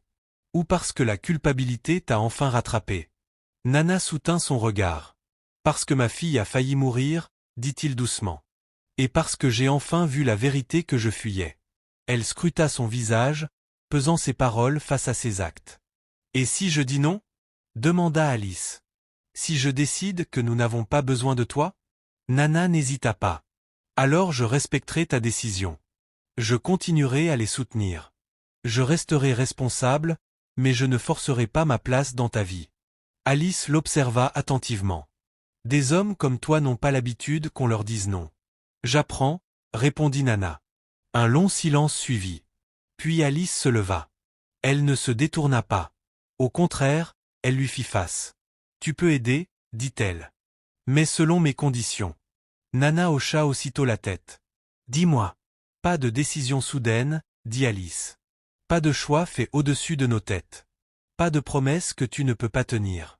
D'accord, dit Nana. Et tu n'as pas le droit de jouer au héros, ajouta-t-elle fermement. Ces filles n'ont pas besoin d'être sauvées. Elles ont besoin de stabilité. Une douleur aiguë serra la poitrine de Nana. Tu as raison. Alice hésita, puis continua. Elles n'entreront pas dans ton monde du jour au lendemain. Ni la ville, ni les caméras, ni le confort. Je ne les presserai pas, dit Nana. Et tu n'achèteras pas leur amour, conclut Alice. Elles décideront elles-mêmes qui tu es pour elles. Nana se redressa. Je ne voudrais pas qu'il en soit autrement. Alice le fixa une dernière fois. Puis, lentement, elle se rassit. Je ne te pardonne pas, dit-elle. Nana acquiesça. Je comprends. Mais, ajouta-t-elle, je ne t'empêcherai pas d'essayer. Le mot essayer résonna plus fort que le pardon n'aurait jamais pu le faire. Plus tard dans la nuit, Nana retourna dans la salle et trouva Hila assise, éveillée, près du lit de Miam. Tu devrais dormir, dit-il doucement. Hila haussa les épaules. Je réfléchissais. À quoi? Elle le regarda. À toi. Nana esquissa un faible sourire. Ça a l'air dangereux. Hila ne sourit pas. Maman dit que tu essaies de faire mieux. Oui, dit Nana. J'essaie. Hila étudia son visage. Essayer, ce n'est pas la même chose que rester. La poitrine de Nana se serra. Tu as raison. Alors, tu vas rester? Demanda-t-elle. Nana s'assit sur le bord du lit. Tant que tu me laisseras. Hila y réfléchit sérieusement. Si tu mens, dit-elle. Nana hocha la tête. Je sais. Elle tendit la main et posa sa petite paume sur la sienne. Alors ne mens pas. Ce n'était pas le pardon, mais c'était quelque chose qui s'en approchait, la confiance. Quand Alice revint et les vit ainsi Hila à moitié endormie, Nana assit calmement près du lit, quelque chose bougea en elle. Pas encore de l'espoir, non. Mais une fissure. Et à travers cette fissure, quelque chose de fragile et d'inconnu commença à respirer. Vanessa revint 3 jours plus tard. Elle arriva sans prévenir, sa voiture s'arrêtant brusquement devant l'hôpital alors que la chaleur de l'après-midi commençait à retomber. Sa seule apparence attirait l'attention.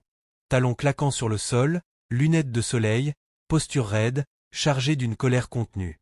Elle n'était pas venue pour se réconcilier. Elle était venue pour affronter. Nana était à l'extérieur de la salle quand il la vit. Pendant une brève seconde, il envisagea de s'éloigner.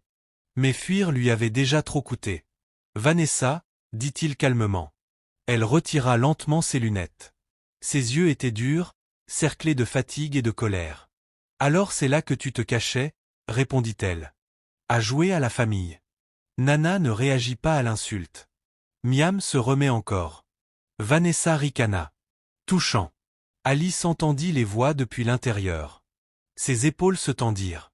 Elle se leva silencieusement et sortit juste au moment où Vanessa se tournait vers elle.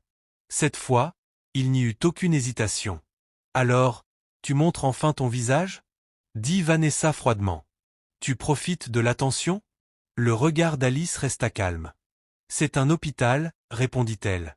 Si tu es ici pour te battre, fais-le ailleurs. » Vanessa éclata d'un rire sec, sans humour. « Tu crois vraiment avoir le droit de me parler ?» Avant qu'Alice ne puisse répondre, Nana s'interposa. « Ça suffit, dit-il fermement. Ça s'arrête maintenant. » Les yeux de Vanessa lancèrent des éclairs. « S'arrête ? Tu n'as pas le droit de décider ça tout seul. »« Si, répondit Nana.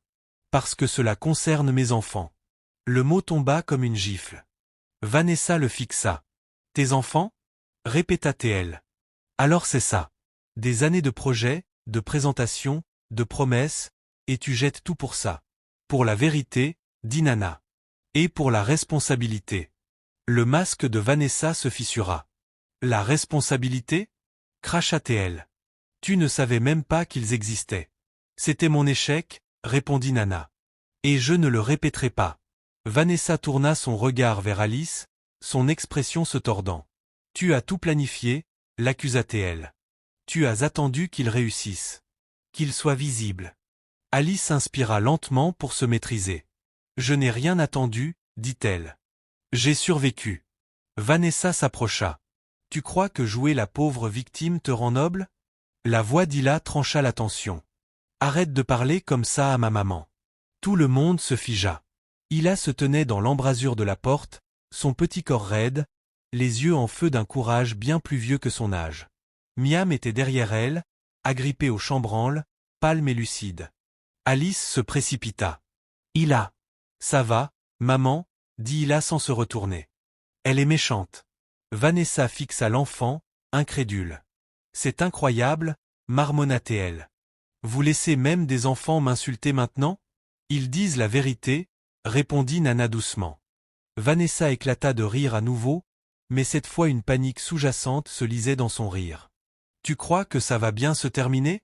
Demanda-t-elle. Tu crois qu'en les faisant entrer dans ton monde, tu ne vas pas tout détruire de ce que tu as construit ? L'expression de Nana se durcit. Si mon monde ne peut pas survivre à la vérité, alors il mérite de tomber. Cela la fit taire. Pendant un instant, le couloir résonna de pas lointains et de voix étouffées. Vanessa regarda autour d'elle, consciente que des gens les observaient. Elle redressa les épaules. Très bien, dit-elle froidement. Choisis-les. Je le fais, répondit Nana. Le regard de Vanessa se posa une dernière fois sur Alice. Profitant, dit-elle doucement. Mais n'oublie pas, les hommes comme lui ne changent pas. Ils changent juste de costume. Sur ces mots, elle se détourna et s'éloigna, ses talons claquant vivement dans le couloir jusqu'à ce que le bruit disparaisse. Le silence qu'elle laissait derrière elle semblait différent, plus léger, mais fragile. Alice expira faiblement. Ses genoux tremblaient, mais elle resta debout. « Je ne voulais pas qu'il voie ça » murmura-t-elle en jetant un regard à ses filles. Nana s'agenouilla devant Hila et Mariam. « Vous avez été très courageuses, dit-il. Mais la prochaine fois, laissez les adultes s'en occuper. » Hila leva le menton. « Les adultes ne protègent pas toujours ceux qu'ils sont censés protéger. » Ces mots frappèrent profondément. Nana hocha la tête. « Tu as raison, dit-il. Et je suis désolé. » Ce soir-là, alors que le soleil se couchait et que l'hôpital retrouvait son calme, Nana rassembla Alice et les filles dans le petit salon des visiteurs. « J'ai quelque chose à vous dire, dit-il. » Alice se raidit légèrement. « Quoi donc ? » « J'ai rompu les fiançailles, dit Nana simplement. « Complètement. » Alice l'observa, cherchant la moindre hésitation. « Pourquoi me le dis-tu ? » « Parce que ça te concerne, répondit Nana. « Et parce que je ne veux plus de secret entre nous. Alice hocha lentement la tête. Je ne t'ai pas demandé de le faire. Je sais, dit Nana. Je l'ai fait parce que je ne construirai pas d'avenir sur le déni. Hila regarda alternativement les deux adultes. Ça veut dire qu'elle ne criera plus? Oui, sourit légèrement Nana. Miam s'avança vers lui. Tu restes toujours? Oui, dit Nana doucement. Je reste. Cette nuit-là, Nana fit un autre choix, plus discret, mais tout aussi important. Il refusa un appel urgent du conseil d'administration. Pour la première fois, les affaires pouvaient attendre. Alice l'observa depuis l'autre côté de la pièce, remarquant sa manière de bouger différemment maintenant, moins pressée, moins sur la défensive. Elle ne confondait pas changement et rédemption, mais elle ne pouvait nier l'effort.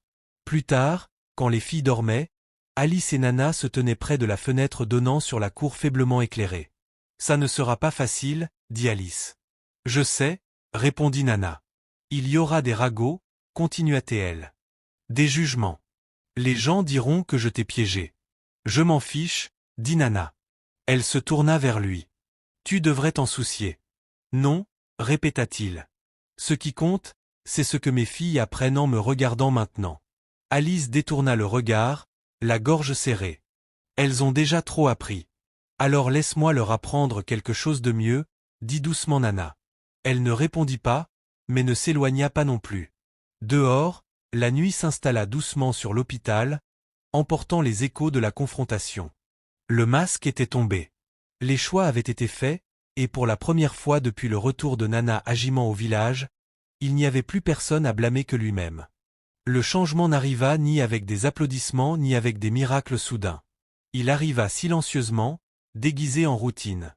Après la sortie de Mariam, Nana ne fit pas emménager Alice et les filles dans un hôtel ou un manoir, malgré les nombreuses suggestions du personnel bien intentionné et des parents éloignés. À la place, il loua une maison modeste près de la clinique. Propre, sûre, assez proche pour les visites régulières, assez éloignée du village pour laisser à Alice un peu d'espace. C'est temporaire, dit Nana en tendant les clés à Alice sans cérémonie. Seulement jusqu'à ce que Mariam soit plus forte. Alice les accepta lentement. Temporaire, répéta-t-elle.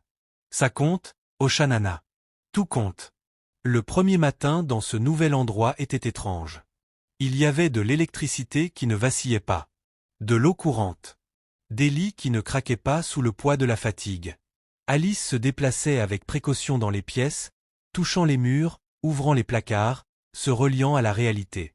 Hila et Mariam exploraient calmement, leur excitation contenue, comme si trop de joie pouvait tout casser. « Maman » murmura Mariam en regardant la petite cuisine. « On peut utiliser ça ?»« Oui, mon amour, nous pouvons » répondit Alice avec un sourire triste.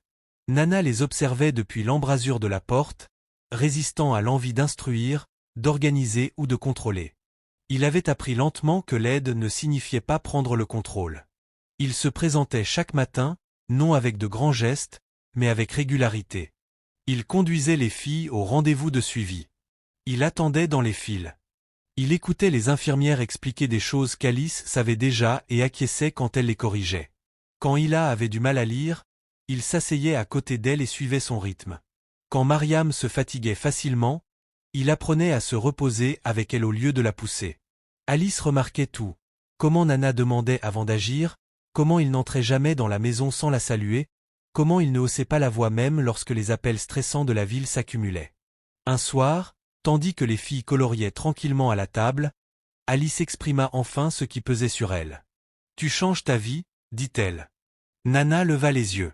« Oui, pour nous » ajouta-t-elle. « Pour elle » répondit doucement Nana. « Et pour moi » ajouta-t-elle en croisant les mains. « Je ne veux pas que tu nous en veuilles plus tard. »« Je ne le ferai pas » dit Nana sans hésitation. « Tu ne le sais pas » répondit Alice. « Le sacrifice semble noble jusqu'à ce qu'il devienne lourd. » Nana réfléchit attentivement à ces mots. « Alors j'apprendrai à le porter, dit-il, pas comme un fardeau, mais comme une responsabilité. » Alice le regarda longuement. « La responsabilité ne se prouve pas en quelques semaines. »« Je sais, » dit Nana. « C'est pour ça que je suis là pour le long chemin. » Le long chemin le mit rapidement à l'épreuve. En ville, les actionnaires commençaient à murmurer. Des réunions furent reportées. Une affaire échappa. Les conseillers questionnèrent son absence. Nana écouta, pesa les conséquences et délégua quelque chose qu'il n'avait jamais vraiment fait auparavant. Pour la première fois, il faisait confiance aux autres pour gérer ce qu'il contrôlait seul. Un après-midi, Nana retourna à la maison et trouva Alice assise par terre avec les filles, triant les formulaires scolaires. « L'école » demanda-t-il. Alice leva les yeux. « J'ai trouvé une école publique à proximité. Ce n'est pas parfait, mais c'est honnête. » Nana hocha la tête. « J'irai avec toi demain. »« Je m'en occuperai, » dit Alice en secouant la tête. Il fit une pause. « Très bien. » Cette réponse, « très bien », signifiait plus qu'elle ne l'aurait cru. Lors de l'inscription, Alice se tenait seule, répondant aux questions, signant les formulaires, s'affirmant. Nana attendait dehors, marchant légèrement, luttant contre l'instinct d'intervenir. Lorsqu'Alice sortit, papier en main, elle semblait fatiguée mais satisfaite. « C'est fait, » dit-elle. Nana sourit. « Je suis fière de toi. » Elle hésita. « Je ne l'ai pas fait pour toi. »« Je sais, » répondit-il. « C'est pour ça que je le pense vraiment. » La fille commença l'école la semaine suivante. Hila s'adapta rapidement, sa curiosité illuminant la classe. Mariam eut d'abord du mal, se fatiguant avant midi, mais ses enseignants ajustèrent doucement le rythme, permettant le repos sans honte. Chaque après-midi, Nana attendait devant le portail, non dans une voiture de luxe, mais à pied. Il voulait être visible de la manière la plus simple. Les enfants chuchotaient, les parents regardaient, certains curieux, d'autres jugeants. Alice ressentait le poids des regards, les questions derrière les sourires polis. C'est leur père? Pourquoi maintenant?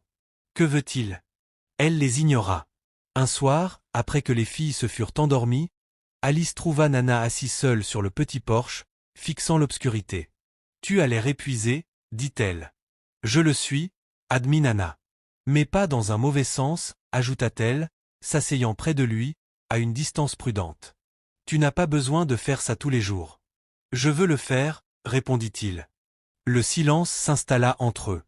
Puis Alice parla doucement. « J'ai besoin de poser une question difficile. » Nana se tourna vers elle. « Demande. Si le monde se retourne contre nous, dit-elle, si ta réputation souffre, si les gens remettent tes décisions en question, resterais-tu quand même? » Nana ne répondit pas immédiatement. « Je ne peux pas promettre que ce sera facile, » dit-il lentement. « Ni que je ne ferai pas d'erreur, mais je peux promettre que je ne disparaîtrai plus jamais. » Alice ferma les yeux un instant. C'est tout ce que j'avais besoin d'entendre. Les jours devinrent des semaines. Miam se renforça. Hila rit plus librement.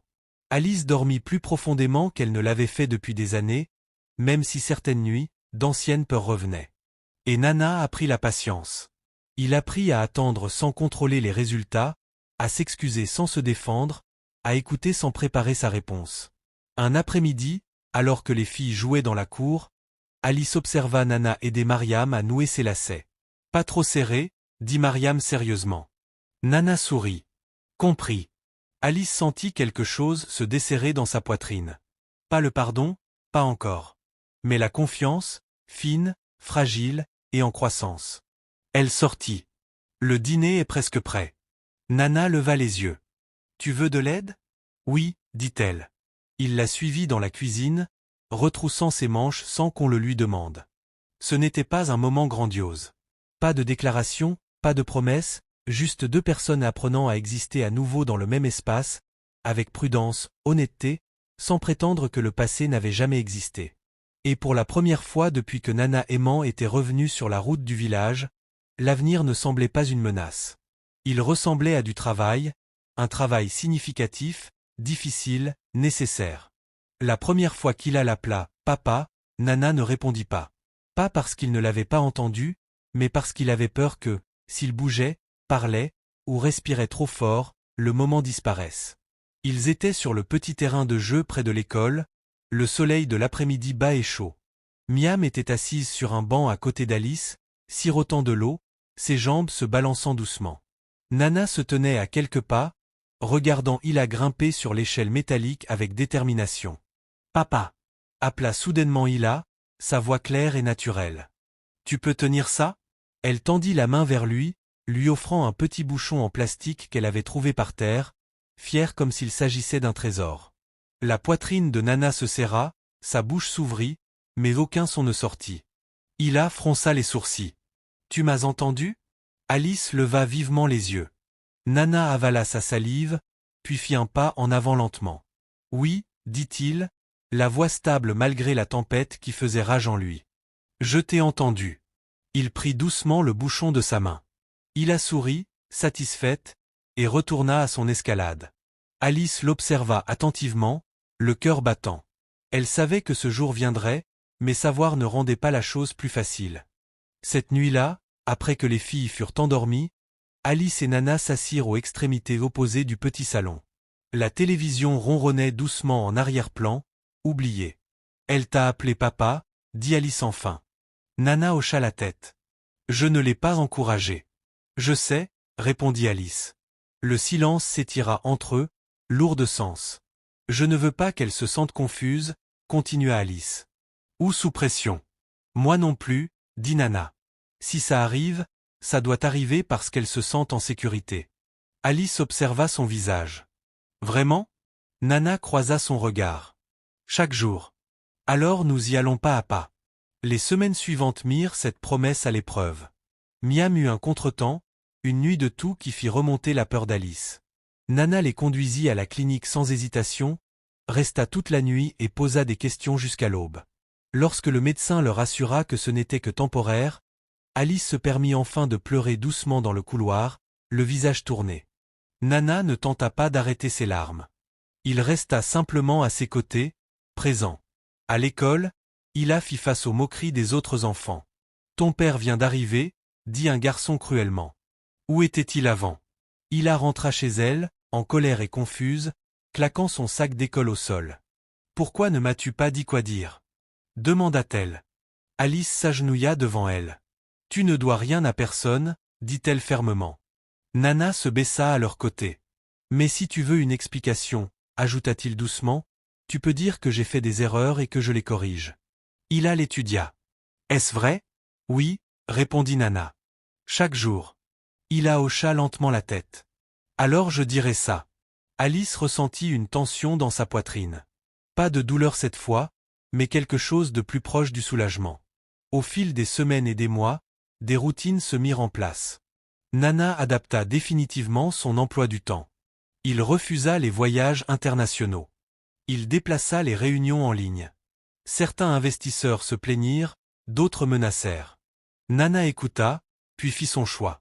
Lorsqu'un cadre lui demanda si sa situation personnelle influençait son jugement, Nana répondit calmement. Elle l'améliore. À la maison, Alice laissa peu à peu plus de place à Nana. Elle le laissa assister aux réunions scolaires. Elle accepta son aide pour les devoirs. Elle lui fit même confiance pour rester seule avec les filles pendant qu'elle allait au marché, chose qu'elle n'avait faite avec personne depuis des années. Un soir, Alice rentra et trouva Mariam endormie sur la poitrine de Nana, sa petite main enroulée dans son t-shirt. Hila était allongée à côté, lisant tranquillement. Pendant un moment, Alice resta simplement à les observer. Nana leva les yeux, surpris. Elle s'est endormie, chuchota-t-il. Alice hocha la tête. Elle fait ça, dit-elle. Il sourit légèrement. Je sais. Cette nuit-là, après avoir couché les filles, Alice resta dans l'embrasure de la porte. Elle s'attache, murmura-t-elle. Je ne disparaîtrai pas, répondit Nana. Alice hésita. Je ne parle pas seulement d'elle. Le cœur de Nana fit un bond. Elle traversa la pièce et s'assit au bord du canapé. Je ne fais pas facilement confiance, dit-elle. Et je ne prétendrai pas que je n'ai pas peur. Je ne te demanderai pas de prétendre, dit Nana doucement. Elle le regarda pleinement. Alors si ça doit marcher, ça doit être honnête. Ça le sera, dit Nana. Même quand c'est inconfortable. Alice hocha la tête. Surtout alors. Le lendemain, Nana invita Mamehua à rendre visite. L'ancienne femme arriva lentement, sa canne tapant le sol, observant la maison, les dessins des enfants sur les murs, l'odeur de nourriture dans l'air. « Tu as changé » dit-elle à Nana. « Oui » répondit-il. Elle se tourna vers Alice. « Et toi » Alice sourit légèrement, encore en train d'apprendre. Mamehua hocha la tête avec approbation. « Bien. » Elle observa Nana aider Mariam avec ses chaussures, écouter Hila lire à voix haute, et parla enfin. Tu ne peux pas effacer ce que tu as fait, dit-elle à Nana. Mais tu peux décider ce dont elles se souviendront ensuite. Je comprends, dit Nana. Mamehua se tourna vers Alice. Et tu ne peux pas protéger ton cœur pour toujours, ajouta-t-elle doucement. Mais tu peux choisir qui est autorisé à essayer. Alice croisa son regard. Je choisis avec soin.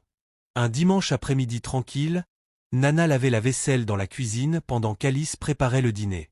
Sans lever les yeux, elle dit. Tu n'as pas besoin de faire ça.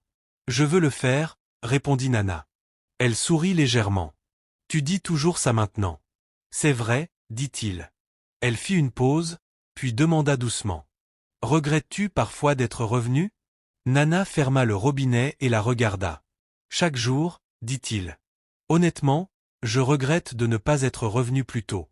Alice l'étudia, puis hocha la tête. C'est la bonne réponse.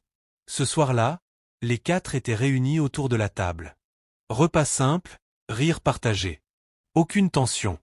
Hila leva sa tasse. À la famille, déclara-t-elle. Miam gloussa. À papa, ajouta-t-elle timidement. Nana se figea à nouveau, mais cette fois, il sourit. Alice l'observa attentivement, puis leva elle aussi sa tasse. À l'effort, dit-elle. Les verres s'entrechoquèrent doucement. Ce n'était pas une fin de conte de fées. C'était quelque chose de plus dur, quelque chose de mérité. Le dernier fagot de bois qu'Alice transporta ne fut pas le plus lourd. Il fut simplement le plus symbolique. C'était un matin calme, le ciel clair, l'air embaumant la terre fraîche après une pluie légère. Alice était retournée au village avec les filles pour rendre visite à Mamafua, en partie par respect, en partie parce qu'une partie d'elle devait encore affronter l'endroit où elle avait été brisée, sans peur. Nana était venue aussi, conduisant lentement, pas en cortège, pas avec des gardes du corps, juste quatre dans une voiture. Il avait appris que l'humilité n'avait pas besoin de témoins. À leur arrivée, Mamefua était assise devant sa maison, triant des feuilles séchées pour la soupe. Elle leva les yeux et sourit de tout son visage en voyant les enfants courir vers elle. Miam se jeta sur ses genoux. Hila la suivit, l'enlaçant doucement, comme consciente de l'âge de la vieille femme. Les yeux de Mamefua s'adoucirent en regardant Alice. « Tu es revenue ?» Alice hocha la tête. « Je voulais qu'elle voie d'où nous venons. »« Et toi, Mamefua ?» demanda Nana. « Je suis venue me souvenir, » répondit Nana. « Pour ne jamais répéter ma folie. » L'ancienne femme gronda avec approbation. « Bien. » Dans le village, la nouvelle se répandit rapidement. Les gens remarquèrent Nana. Certains l'accueillirent avec un respect prudent. D'autres observaient de loin, chuchotant sur l'argent, la honte et la femme qui portait autrefois du bois arrivant maintenant en voiture. Alice sentit les regards, mais elle garda la tête haute. Elle avait survécu à leur ragot auparavant. Elle ne se laisserait pas posséder par eux maintenant. Plus tard dans l'après-midi, alors que les filles jouaient à proximité, Alice s'avança derrière la maison de Mamefua pour ramasser quelques branches sèches pour le feu du soir, par habitude plus que par nécessité. Nana la suivit sans parler. Quand Alice leva un petit fagot, Nana tendit doucement la main. « Non, » dit Alice instinctivement, serrant sa prise. « Je ne le prends pas parce que tu es faible, » répondit Nana doucement. « Je le prends parce que tu n'aurais pas dû le porter seule toutes ces années. » Alice le regarda, la gorge se nouant. Pendant un instant, elle voulut argumenter, vouloir défendre la force qu'elle avait construite à travers la souffrance. Mais elle réalisa quelque chose. Laisser Nana l'aider n'effaçait pas sa force. Cela la respectait. Lentement, Alice relâcha le fagot. Nana le porta vers la cour. Ses épaules se redressèrent, ses pas étaient assurés. Les villageois le virent. Les murmures reprirent. Mais cette fois, les murmures n'avaient plus d'importance. Lorsqu'il revint, Hila leva les yeux. « Maman ne porte plus de bois, » déclara-t-elle fièrement. Miam applaudit. « Plus jamais. » Alice rit doucement, surprise par ce son, léger, libre, inhabituel. Nana sourit aussi, et pendant un instant, le monde sembla simple. Ce soir-là, alors que le soleil commençait à se coucher, Nana demanda à Mamefua un moment en privé. Ils s'assirent sous un arbre, près du bord de la propriété, là où les derniers rayons de soleil filtraient à travers les feuilles. « Je veux faire quelque chose, » dit Nana. Mame Afua haussa un sourcil. Si c'est un autre geste grandiose, garde-le pour toi. Nana sourit légèrement. Pas grandiose, juste approprié. Il prit une inspiration. Je veux construire une clinique ici, pas un bâtiment tapax en graveleuil, quelque chose de fonctionnel, et un fonds de bourse pour les enfants du village, surtout les filles. Mame Afua l'observa longuement. Pourquoi? Le regard de Nana se tourna vers Alice et les filles dans la cour. Parce que j'ai appris trop tard le prix de la survie, dit-il, et parce que je ne veux pas qu'un autre enfant porte des fardeaux que les adultes devraient porter. La vieille femme hocha lentement la tête. Ce n'est pas de la charité, dit-elle. C'est un remboursement. Oui, répondit Nana. Et cela ne remplacera pas ce que j'ai pris à Alice, mais cela honorera ce qu'elle a enduré. L'expression de Mame Afua s'adoucit. Alors fais-le discrètement, dit-elle. Et fais-le avec constance. Je le ferai, promit Nana. Cette nuit-là, dans la maison modeste près de la clinique, la famille se déplaçait avec un rythme familier. Alice cuisinait pendant que Nana aidait Mariam à faire un exercice de respiration que le docteur Ouzu leur avait enseigné. Il lisait à voix haute à la table, sa voix confiante maintenant, ses mots coulant sans peur. Quand le dîner fut prêt, Alice appela. À table. Ils s'assirent tous les quatre. Pendant un instant, personne ne parla. Nana regarda les filles, saines, riant, se disputant doucement pour savoir qui aurait le dernier morceau de plantain. Il regarda Alice, fatiguée, oui, mais plus vide. Il y avait de la chaleur dans ses yeux maintenant, même si elle restait derrière la prudence. Il se racla la gorge. Alice, dit-il doucement. Elle leva les yeux. Les mains de Nana tremblaient légèrement, non par peur du rejet, mais sous le poids du sens. Je ne peux pas effacer les années, dit-il, et je ne t'insulterai pas en te demandant de les oublier. Mais je veux te demander quelque chose. Quelque chose qui ne concerne pas le passé, mais ce que nous allons construire ensuite. Le cœur d'Alice se mit à battre. Hila et Mariam levèrent aussi les yeux, soudain alertes. Nana continua, sa voix stable. Me permettras-tu d'être ton partenaire? Pas ton sauveur, pas ton patron, pas ton excuse, mais ton partenaire pour les élever, pour t'honorer, pour construire un foyer qui soit sûr. Alice le regarda longuement. Puis elle parla lentement. Partenaire signifie que tu ne peux pas diriger seul, dit-elle. Je n'en ai pas l'intention, répondit Nana. Cela signifie que je parlerai, dit Alice. Je dirai non quand quelque chose ne va pas. J'en ai besoin, dit Nana. Cela signifie que les filles passent en premier, ajouta Alice. Elles passeront toujours en premier, répondit Nana. Les yeux d'Alice s'embuèrent. Elle inspira profondément, puis expira. Oui, dit-elle doucement. Je te le permettrai. Hila poussa un cri de joie.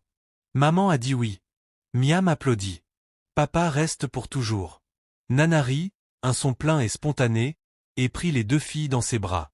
Alice les observa, le cœur serré, non pas de douleur cette fois, mais de ce sentiment étrange et écrasant de quelque chose qui renaît en elle. Plus tard dans la nuit, après que les filles furent endormies, Nana et Alice se tinrent dehors sous les étoiles. J'ai encore peur, admit Alice. Nana hocha la tête. Moi aussi. Alice le regarda. Alors nous aurons peur ensemble. Nana tendit la main, avec précaution, lui laissant la possibilité de se retirer. Elle ne le fit pas.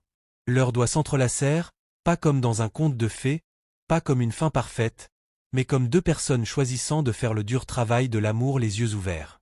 Au loin, le village reposait tranquillement. Et quelque part dans ce silence, l'ancienne vie qui tournait autour du bois et de la faim relâcha enfin son emprise. Parce que parfois, le plus grand miracle n'est pas la richesse soudaine. C'est un homme qui revient, non seulement avec de l'argent, mais avec des responsabilités. Dans la vie, toutes les erreurs ne naissent pas de la cruauté. Certaines viennent de la peur, de l'orgueil et du refus d'écouter. L'histoire de Nana nous rappelle que le succès sans responsabilité est vide, et que l'amour sans responsabilité est fragile. La richesse peut construire des maisons, mais elle ne peut pas reconstruire la confiance. Seule la présence peut le faire. Alice nous enseigne une autre vérité, la force n'est pas bruyante. Elle est endurance silencieuse. Elle consiste à choisir la dignité quand l'amertume serait plus facile.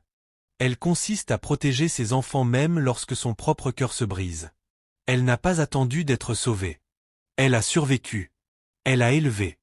Elle a aimé. Et lorsque l'occasion de guérir est venue, elle ne l'a pas précipité. Elle a choisi avec soin, sagesse et courage. Cette histoire ne parle pas d'un milliardaire revenu avec de l'argent. Elle parle d'un homme revenu avec humilité. Elle parle d'enfants qui ont appris aux adultes ce qu'est le courage. Et elle parle du pouvoir de faire face au passé, non pour l'effacer, mais pour assumer ce qui vient ensuite. Parfois, la vie ne nous donne pas de seconde chance pour réparer nos erreurs. Mais quand elle le fait, elle exige quelque chose de bien plus grand que le regret. Elle exige constance, patience et action. Si cette histoire vous a ému, prenez un moment pour réfléchir. À quoi ressemblerait la responsabilité dans votre propre vie? Et si quelqu'un revenait changer, lui permettriez-vous d'essayer? Partagez vos pensées dans les commentaires. Votre histoire pourrait inspirer quelqu'un qui a besoin d'espoir aujourd'hui.